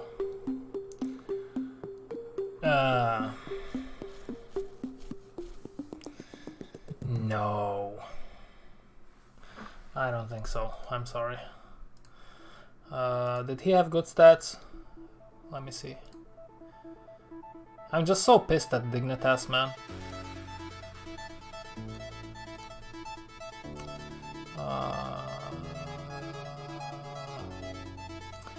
Let me see. Oh, +2, he had 28. Yeah, he had some good stats on Dignitas. I'm pissed at Dignitas a little bit, to be honest with you.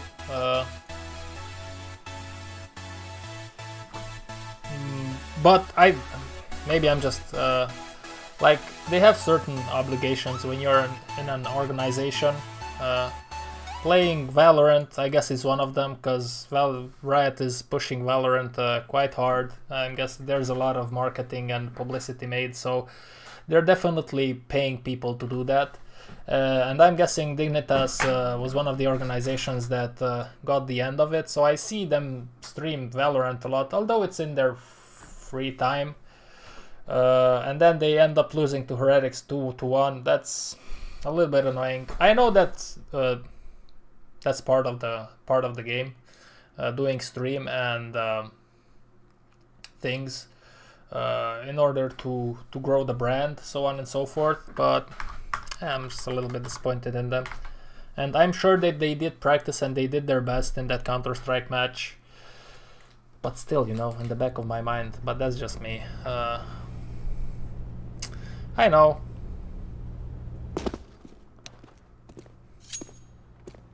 Oh, you want me to do analysis? Well, people want a lot of things. What do I get in return? I don't know how many people would like to watch that, Swain. Sorry. Okay, let's see. This is a close match again. Close series overall. It's like 14. I think there was like 14, 16, 14, 16, 13. If I'm correct, yeah. Both maps. Ants is gonna start on the CT side.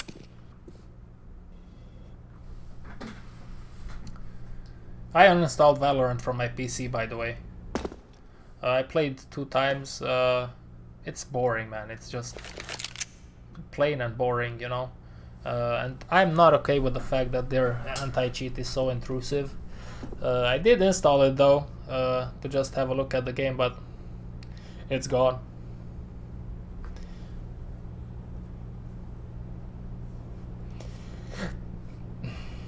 It's gonna be so funny to see a year from now all the pros that went from CS to Valorant come back to CS. I'm 100% sure that's gonna happen. So it was a middle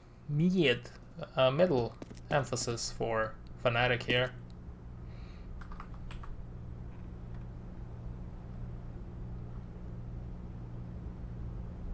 Okay, Swain, you know what? Let's watch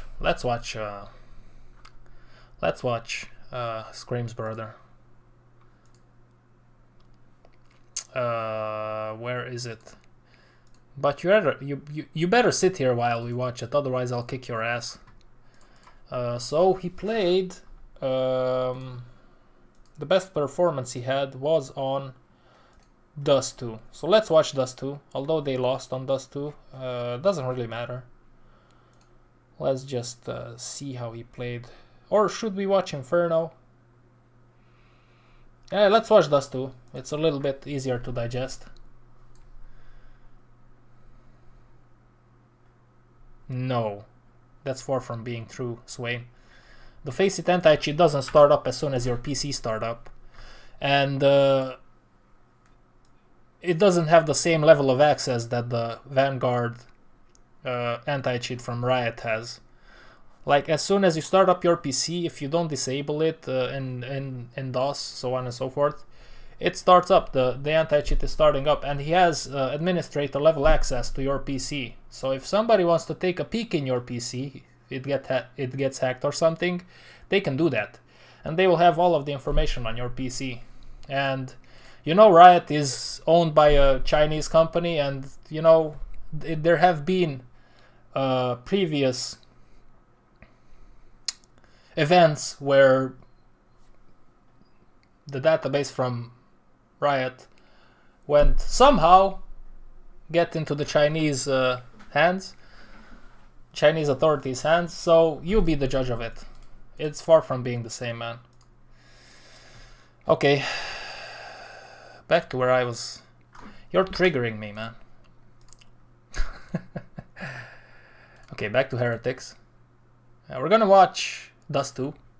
Let's see Scream's brother and how he plays against the veterans from Sweden. And then we're gonna buzz off because we have a lot of things to do today.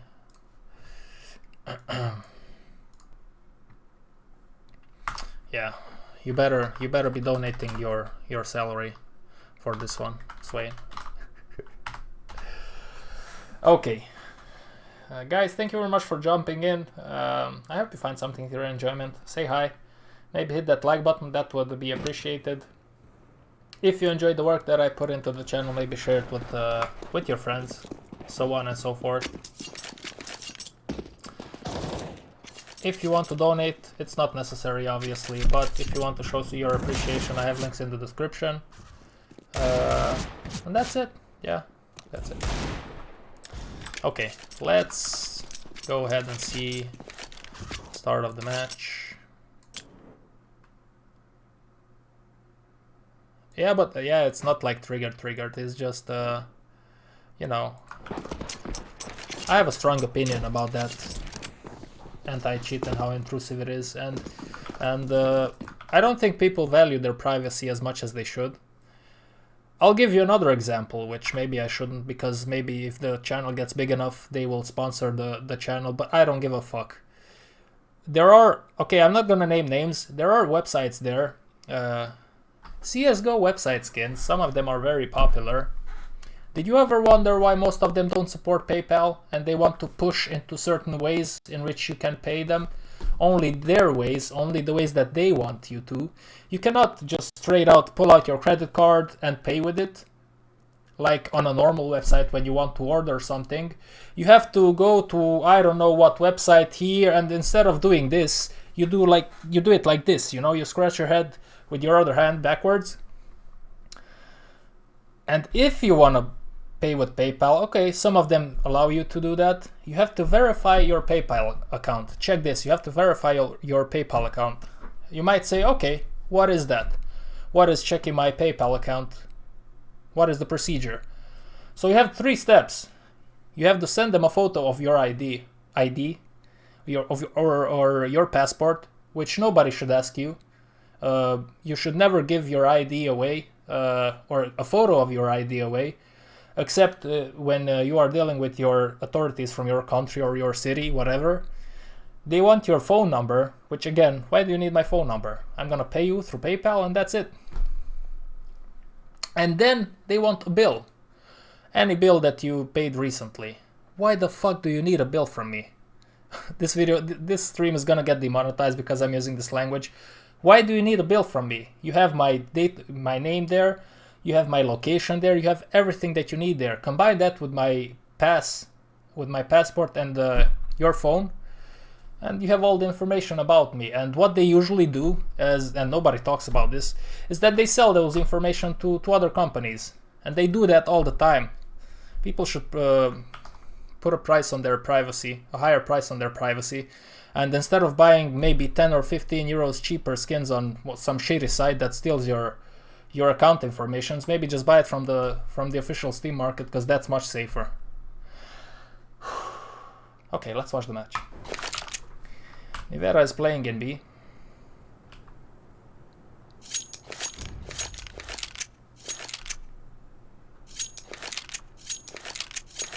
Pretty good position on the pistol round if you are the B player. Dignitas is gonna push in short.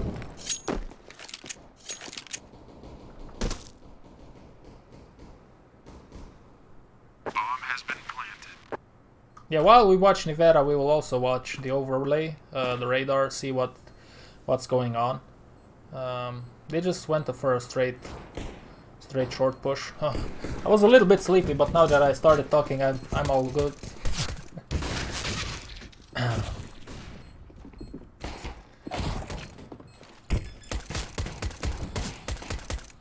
Oof. Are they gonna lose this? Looks like they're gonna lose this. Solid push by Dignitas on short, but the retake was strong from the Heretics. Okay, let's go fast forward. Gonna go a little bit faster than usual. He's playing middle now. 2 guys mid, 1 B and 2 long. There's all sorts of different setups that you can do.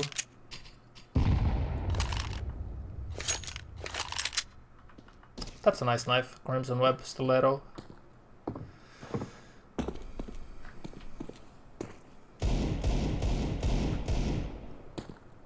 You still here, Sway?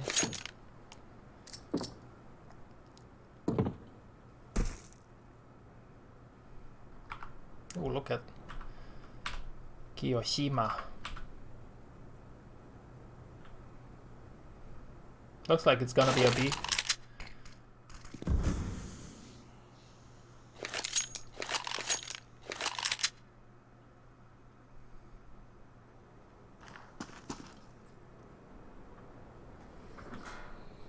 Get right lurking in short. Oh, they really like to run down the clock, but they're waiting for the smoke to evaporate, I guess.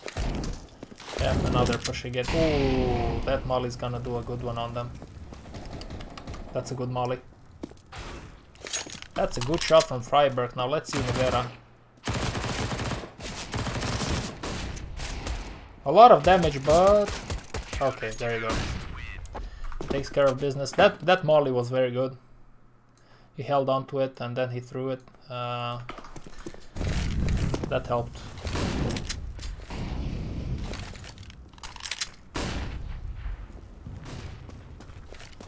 Looks like he's playing in B. While Dignitas is focusing their forces towards A. That's a weird setup. I'm guessing they're gonna take a passive look. Okay. That's one way of getting, yeah, of playing on long. They played a contact. They played contact on long, which is weird a little bit, but it did work out. So let's go on with the next round. Oh yeah. Captain Swain. Mr. Captain Swain, thanks for your donation, man. I haven't got a donation in ages. That's a very nice gesture from you. And thank you. So, they forced up. Obviously, they saved some weapons, I guess. Now, yeah, thank you again. Thank you, Swain, for your gesture. I appreciate your donation.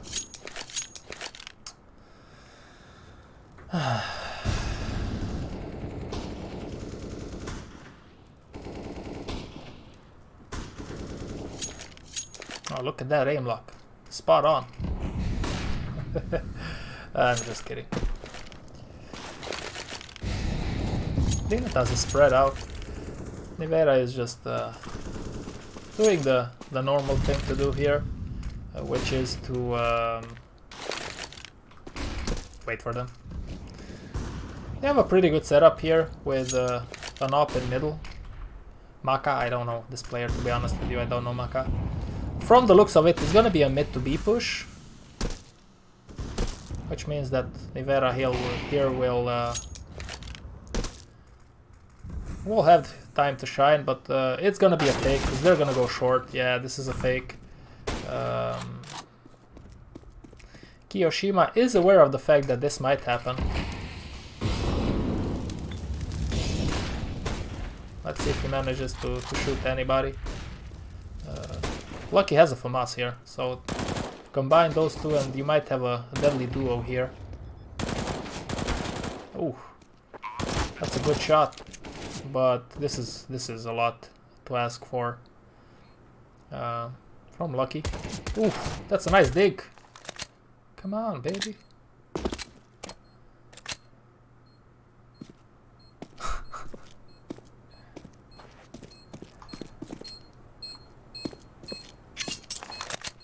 Just stick it, man. Stick it. Oh, no defuse kit. Okay. He gives away his position. Yeah, but I don't think he has time. No. Okay, fair enough. No time, no time. Okay, so Nivera, I see this a lot. The middle guy, the guy that holds mid, helps boost the short guys, and then he goes mid, which is cool because then you can one extra guy. Okay, let me just show you what I want to say here. The guy that is supposed to hold middle helps boost the two guys from short, and then the third guy can go and just have an idea on what's going on in long, and then you have all the map covered because there's very small chances that somebody will just straight out push through here as a T. I've seen Chris J do that sometimes, but that's just an exception to the rule. So that's a thing that I didn't usually do with my friends or when I'm playing alone. That's a thing that you can try doing. Man, the Blaze, I remember it was like 100 euro a while ago. And last time I checked for some skins, I think it's like 200 euros now. And it's not even that good looking, to be honest with you. But it's a matter of taste, I guess. They completely left A open. And this is a good call. Let's see if it'll work out for them.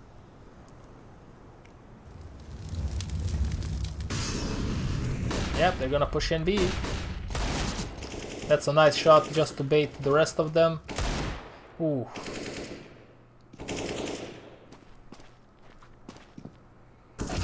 Yeah, and Get Right is just lurking, doing his role. Yeah, this was a solid setup here. Nivera, the first shot he did was very important because then some of the attention of the Dignitas players went towards him, and there were two guys, one on box and one on car. You definitely don't expect two guys to be there. And then Lucky came and helped in the mid gates. So that was a good setup, and unfortunately for Dignitas, they walked straight into it.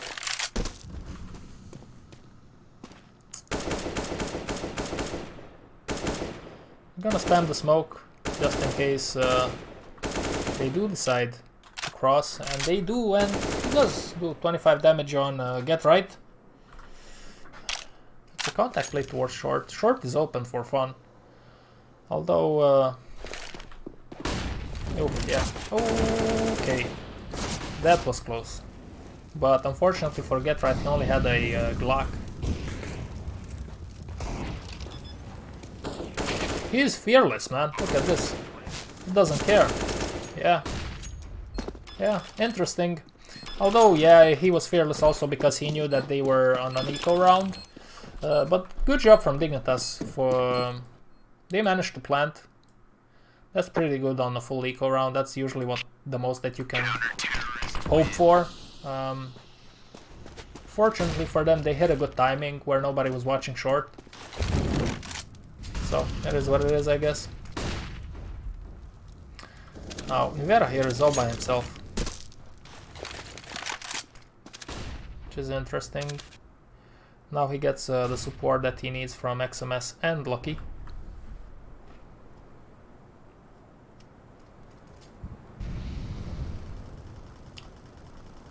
This is a strong position if you're an Opera in B.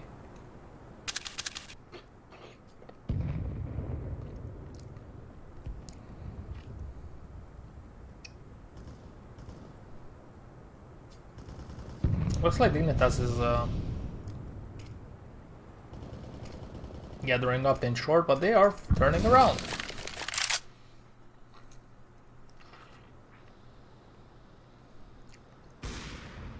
Yeah, I suspect that was the case, Wayne.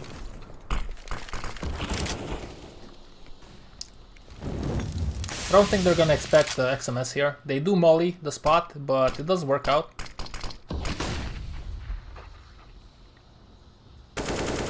Oh, XMS. Come on, man. Oh, I'm sorry, I missed Nivera die. But it was worth it, come on. XMS, what you doing, man?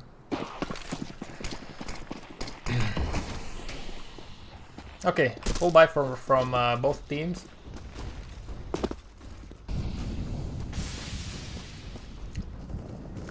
They're gonna try to take long control, which is not there yet. Lucky is still on car. Nivera is playing middle. He switches up, looks like it, with the player that is with him usually. This time it's XMS. Sometimes he goes B, sometimes he is middle, depending on what the setup is for the team.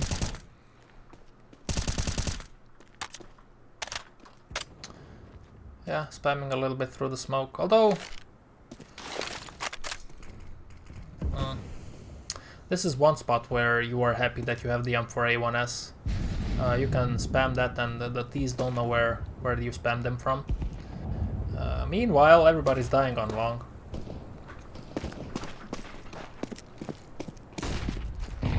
I just don't understand why Valve is choosing for players to put in either the M4A1S or the M4A4. I think you should be able to buy both of them in a game without having to switch it in your inventory. It would offer more diversity, you know, to the game. I still remember first time when I started playing CSGO. I was surprised that, oh wow, you can't buy both. I mean, in 1.6 you always had the option to take off the silencer, but I mean, I guess you can do the same here, but it's not the same.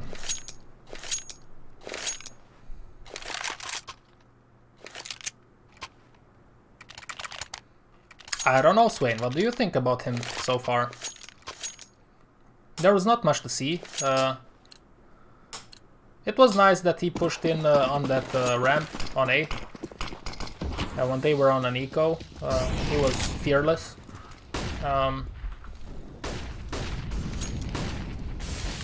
Looking good. Let's see what they're gonna do now. Oh, total flash. Gonna flash for his mate.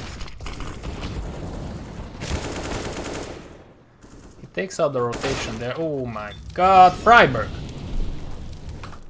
Was that a jumping shot? I want to see that. I don't think it was a jumping shot.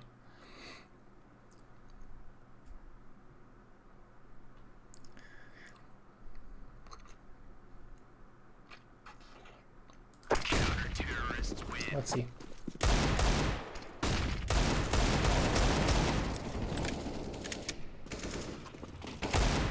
No. Far from it. Okay. It did seem for a moment there that it was a jumping shot.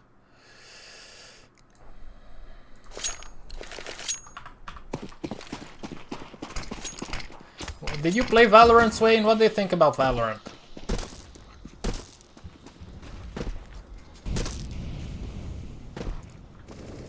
Okay, he's jumping for information.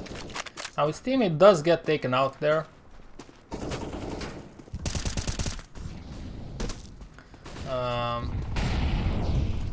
It's hard to react for heretics. Maka is isolated. Maka is isolated in CT, so this is gonna be hard for Nivera. He sees 3 people.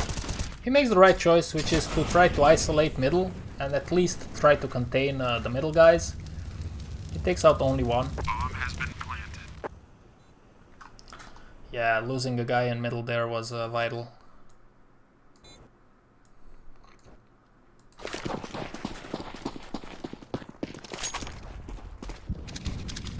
Oh, boost in middle. You don't see this often. It was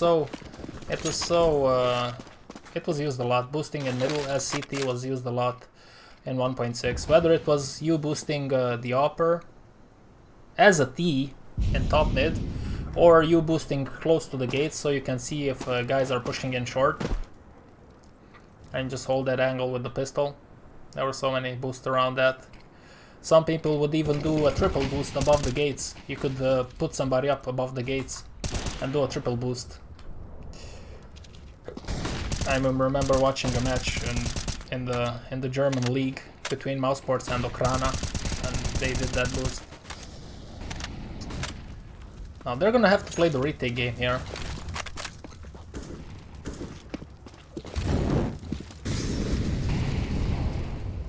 Bomb has been planted.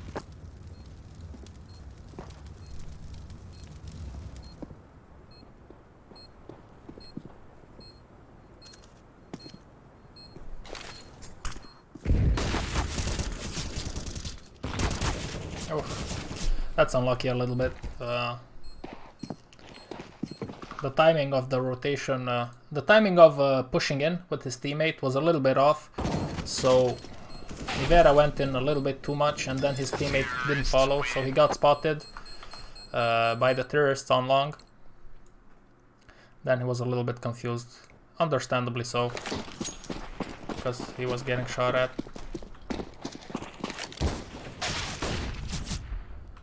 Okay, eco round.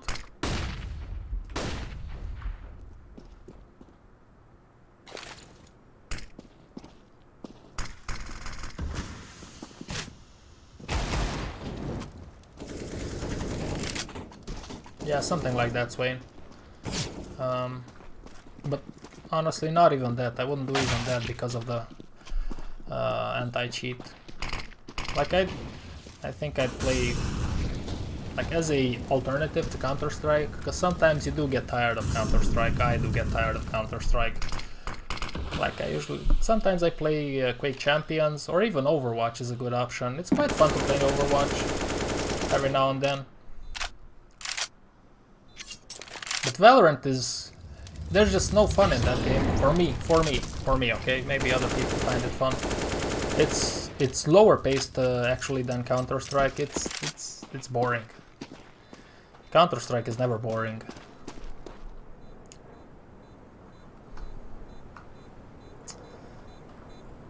Okay, so I guess they're just gonna save and try to do some exit frags. Boom. So, Nivera. Do you like what you see, Sway, from Nivera? I mean, he didn't make any mistakes. Except that molly. They are pushing in short. He didn't do damage, or maybe he did. I don't know. Okay, maybe.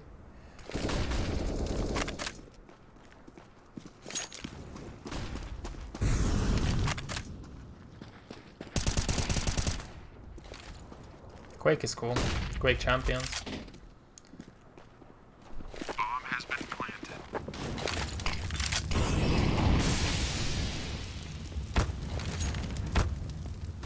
And in Valorant, I also don't like the abilities. Like, come on, that's for kids.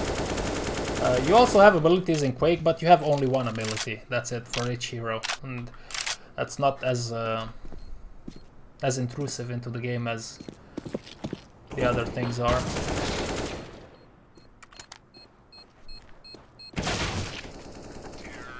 Ooh, Forest. Let's see that, shall we? I want to see that.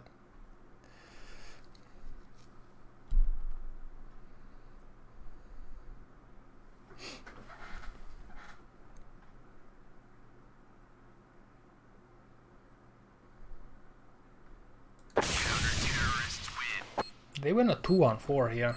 Come on, boys.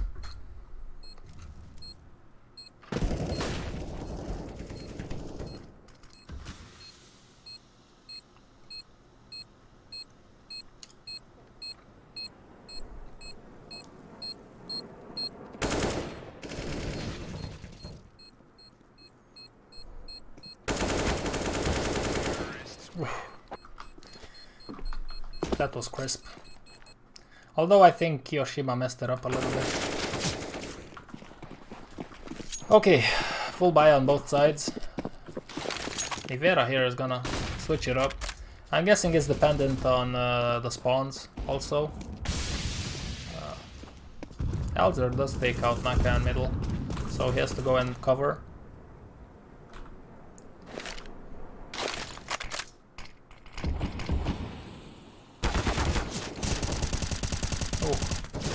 Freiburg hit the perfect spot there. Perfect timing for that spam. Through the smoke, through the wall. The Banana King doesn't care. It's a 4-on-4, which should favor the T side.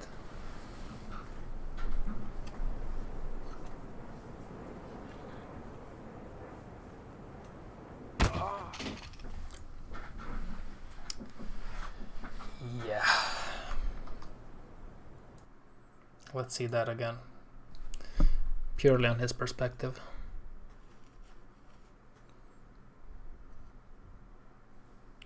I don't usually, if I'm in this spot and we are 4-on-4, I like to play defensively. So I usually play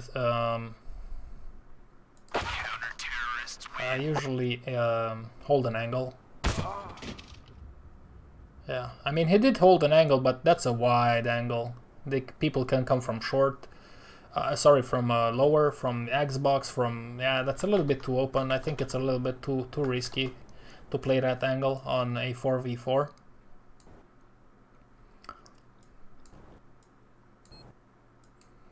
But that's just me.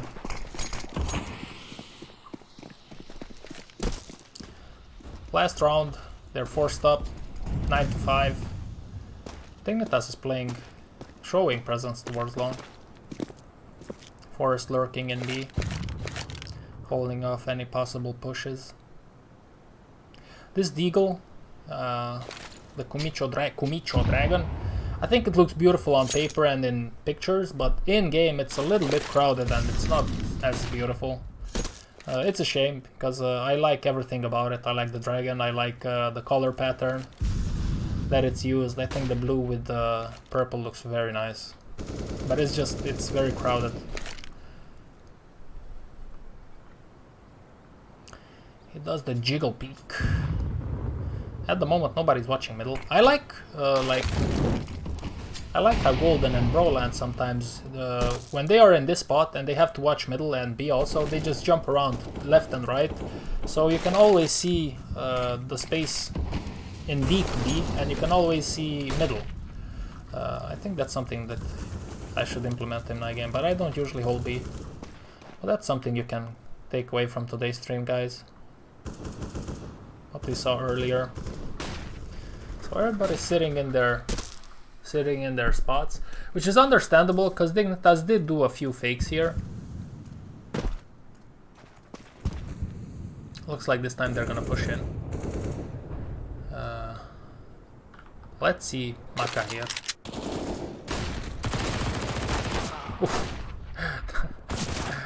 Oh man, that drive-by was quite good. Now Forest against 3 on low HP. And no time. Okay, let's move on. So what do you think about him, Sway? Do you like how he plays?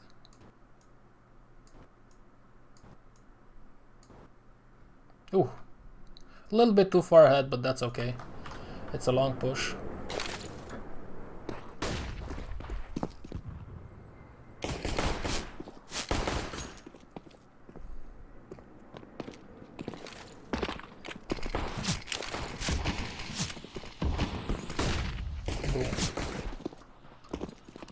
So, they're taking their time. There's a there's a gap in the smoke, man. Come on, professional players. Come on, man. Come on. I think Nivera, the way he threw the smoke, it was closely similar to the other smoke. So that's, I mean, it is what it is. There was a gap in the smoke. Unfortunate.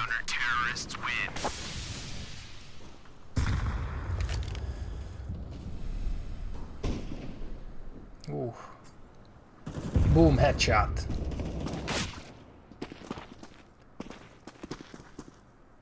Halzerk is earning that paycheck with that scout, baby.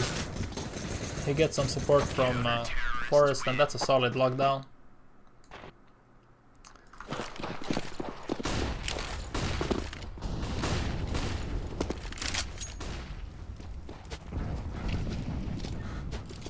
Yeah, okay, maybe. If he is treated right, yeah. But you know how the French scene is sometimes. It can be a little bit counterproductive.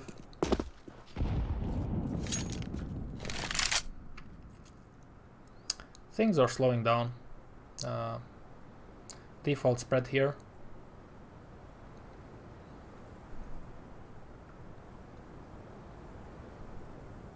Yeah, I think, yeah, look at this.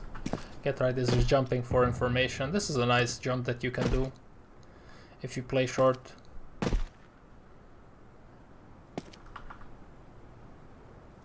I like that.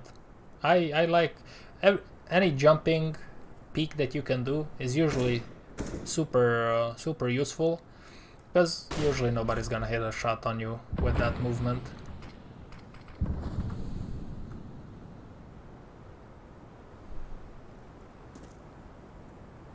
So that's cool. Now looks like it's gonna be a B push.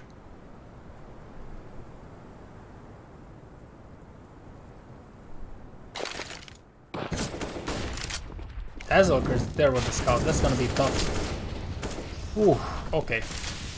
They cleared that. Yeah, ooh, that was so unlucky for Dignitas. I don't know how they did it, but they cleared everything out. So props to them. Eco round for Dignitas, so there's not much that we can learn here. Heretics is pushing towards long.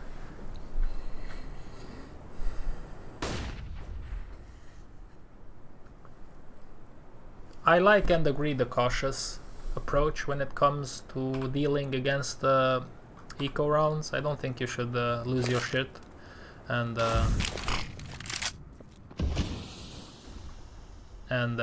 be reckless, because you can always walk into a stack or into a funky setup, you know, or something. Oh, he hears a lot of steps now. I wonder what the choice will be. Oh, well, that was a tough spot, but he took out two, and he has all the information that he needs, so that's it. I think both parties are happy here. Dignitas gets an AK, and Heretics get the round win, only losing one person. So that's a fair trade for both parties, as I said. Okay, full buy. Freiburg and Get Right are sticking to the M4A4. I personally have the M4A1S. I've had it for the most part of this year. Before the update, I did have, for a few weeks, I did play with the M4A4, but as soon as I saw the update, I said, oh, I'm playing the M4A1S. It's cheaper, it's not that far behind, at least for me, and for me it's like very valuable when you can spam through smokes, especially on the positions that I play usually on the map. I think that's a good choice. Now let's see Nivera here. Oh, sorry. So he takes out car guy. He doesn't like car dealers. He likes to buy cars straight from other persons, from private sellers, or from the official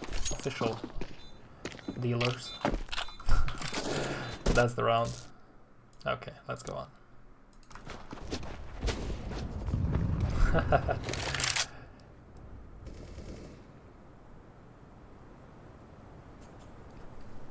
Yeah, A4 is good and it has better skins also.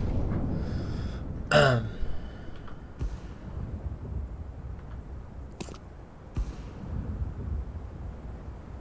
this is an interesting setup here on Heretics. Heretics, not Heretics. Heretics. On the Heretics team. I just feel a little bit bad for Kiyoshima that he doesn't get a better team. I think he would deserve it. I don't know why Scream doesn't play for some team here. Maybe it's his choice. He likes streaming more, or I don't know. He likes Valorant more than CS, I guess, lately. They take out one guy middle. And then looks like it's gonna be a long push. Sorry, short push.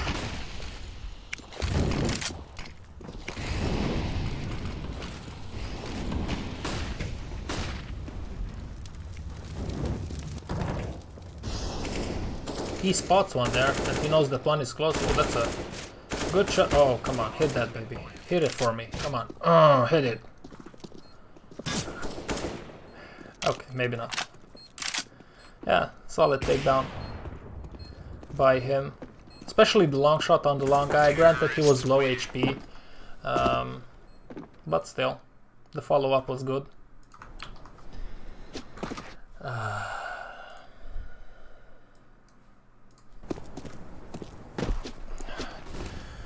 I am the poop. Oh my god. Yeah, thanks for the compliment, I guess. I mean, after all, it is the best channel that nobody watches except a few special people. So, keep that in mind. I always have it at the back of my head.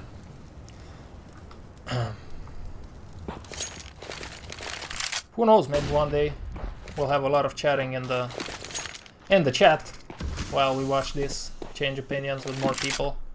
That will be super awesome, to learn together and to change opinions, interact. Okay, default setup, but Maka here has a very strong position.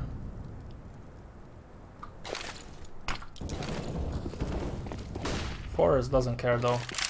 It's a mid to be execute, but this is... oh, the timing is very off. Timing is bad here. Nivera does inflict some solid damage here, but the timing was really off. That was bad timing. The guys in middle pushed out, and then the guys in the tunnel were lower while they were already dying. Almost dying. Yeah, they were a little bit behind, so ideally you want to hit both sides at the same time. There was a little bit of bad timing there. But Nivera did do a good job on taking out two guys and keeping the economy humble for Dignitas. Hello LCS3.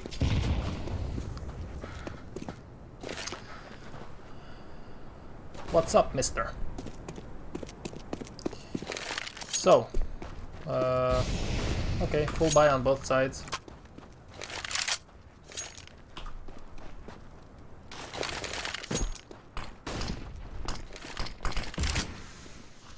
Ooh, Freiburg, let's see Freiburg. Wow, that nade did a lot of damage on them. That will provide... oh, okay. Oh. Unfortunately, the trades don't go on Dignitas' side, but there was a chance there for Freiburg. You can't really blame him for not hitting more. They're gonna obviously check that angle. Okay, let's go for the next round.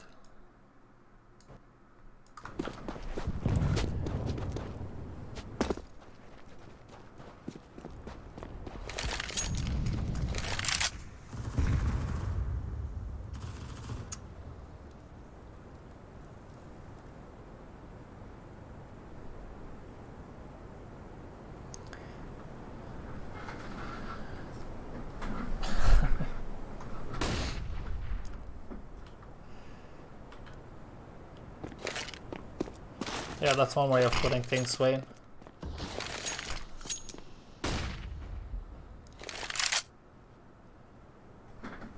So, it might be a short push.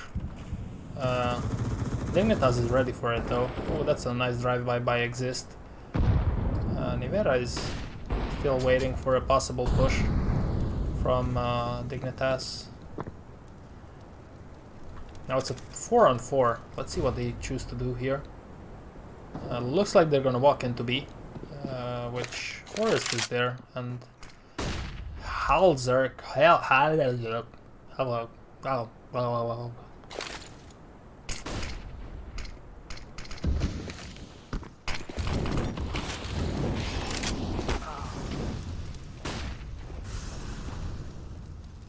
They do walk into B, but that's a very tough walk in. A lot of smokes, a lot of things going on. Boom. It's not over yet.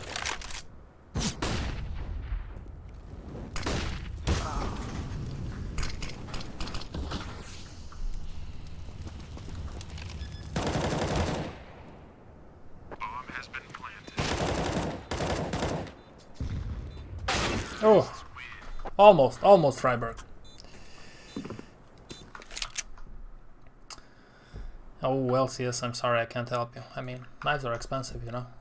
I only have one knife, my knife. I don't have that much of an inventory anymore. Don't want to spend money on it.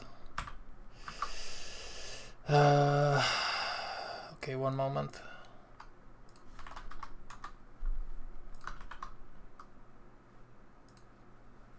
Okay, there we go.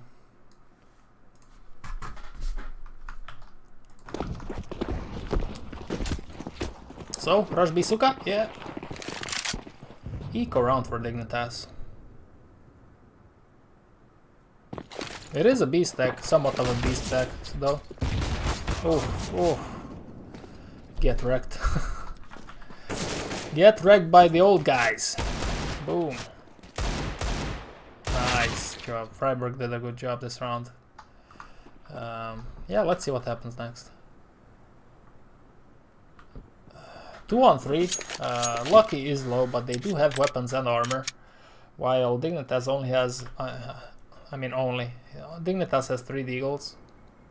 And the possession of the bomb. So, it's gonna be tough here.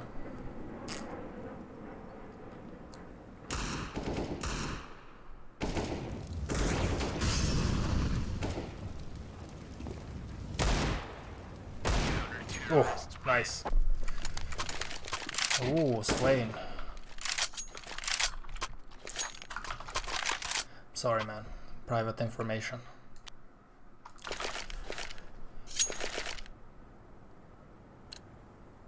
Nothing special, but you know, I wanna keep things on a certain level here on my stream.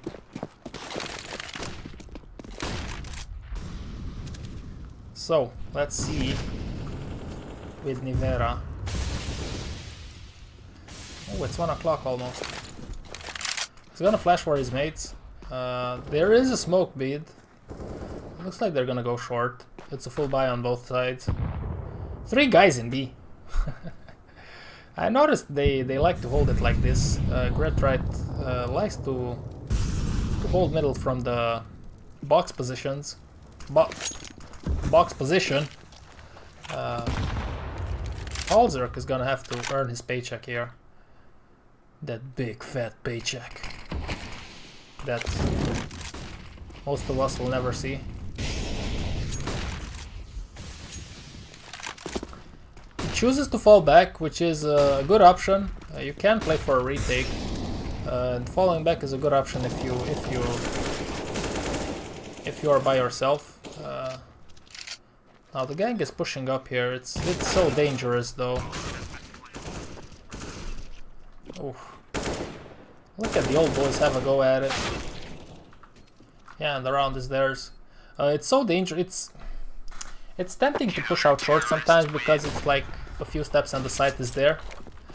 But then the retake is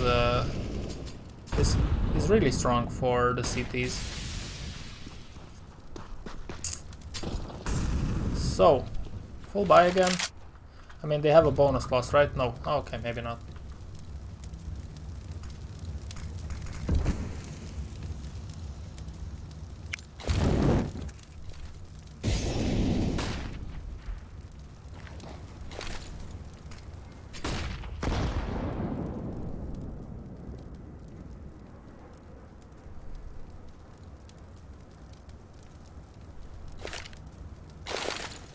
Okay, short execute. Let's see.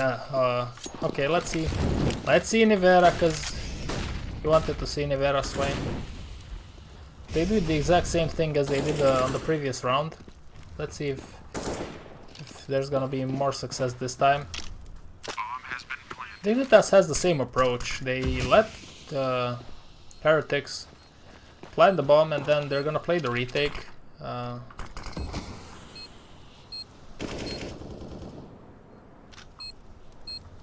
They're keeping it tight though, which is good for them. Yeah, the grenades are coming. But if yeah, let's see. Oh, they're gonna shut it down again. Wow. That's a good job from Dignitas. Counter-terrorists win. So, default spread.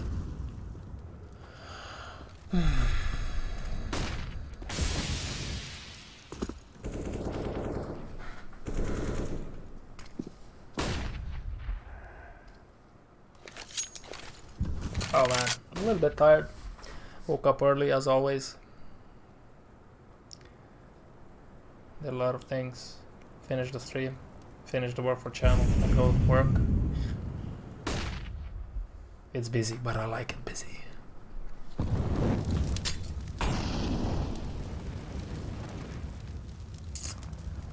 So, default setup, emphasis on short.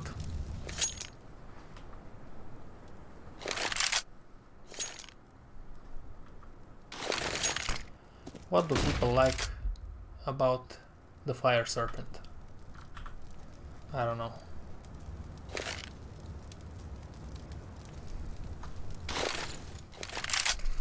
Looks like it's gonna be a short execute for the third time in a row.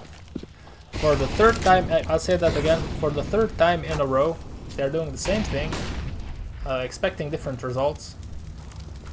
I don't know why they do this, but I guess there's an element of surprise here. The fact that maybe Dignitas is not expecting them to do the same thing 3 times in a row. Maybe there is a mental aspect to that. I just don't know how efficient it is. Now, Nivera has a good angle here. Yeah, he takes out Exist. They did do the thing that was different this round was that Nivera, for example, was pushing towards long. Sorry, top mid. And that threw them off, that threw Dignitas off, and they went around. So, whether that was a collective decision or it was a decision by himself, Nivera did a good job here.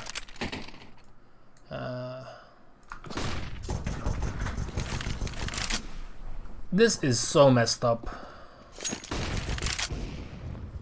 Like they won 2 rounds in a row or how much? I mean, it's not quite messed up, but they won 2 rounds in a row and then now Dignitas cannot afford to buy up after losing 1.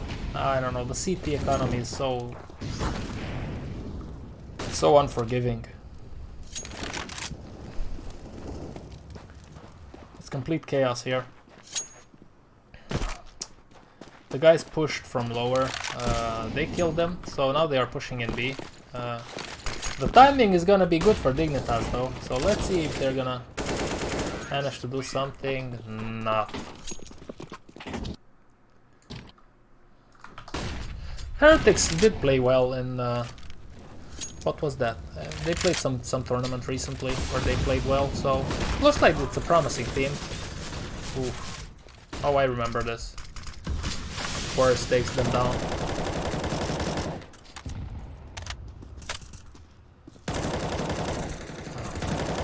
I still have, when I think of Forest, I have the image of him on train in 1.6 while he was playing for Begrip.se.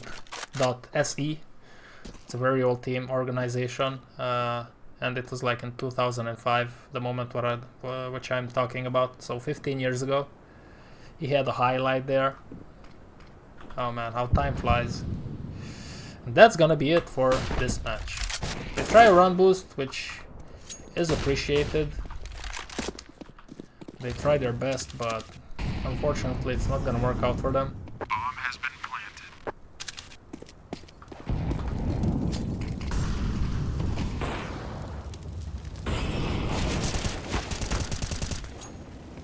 And that's gonna be it. Boom! Right on spot. 1 o'clock.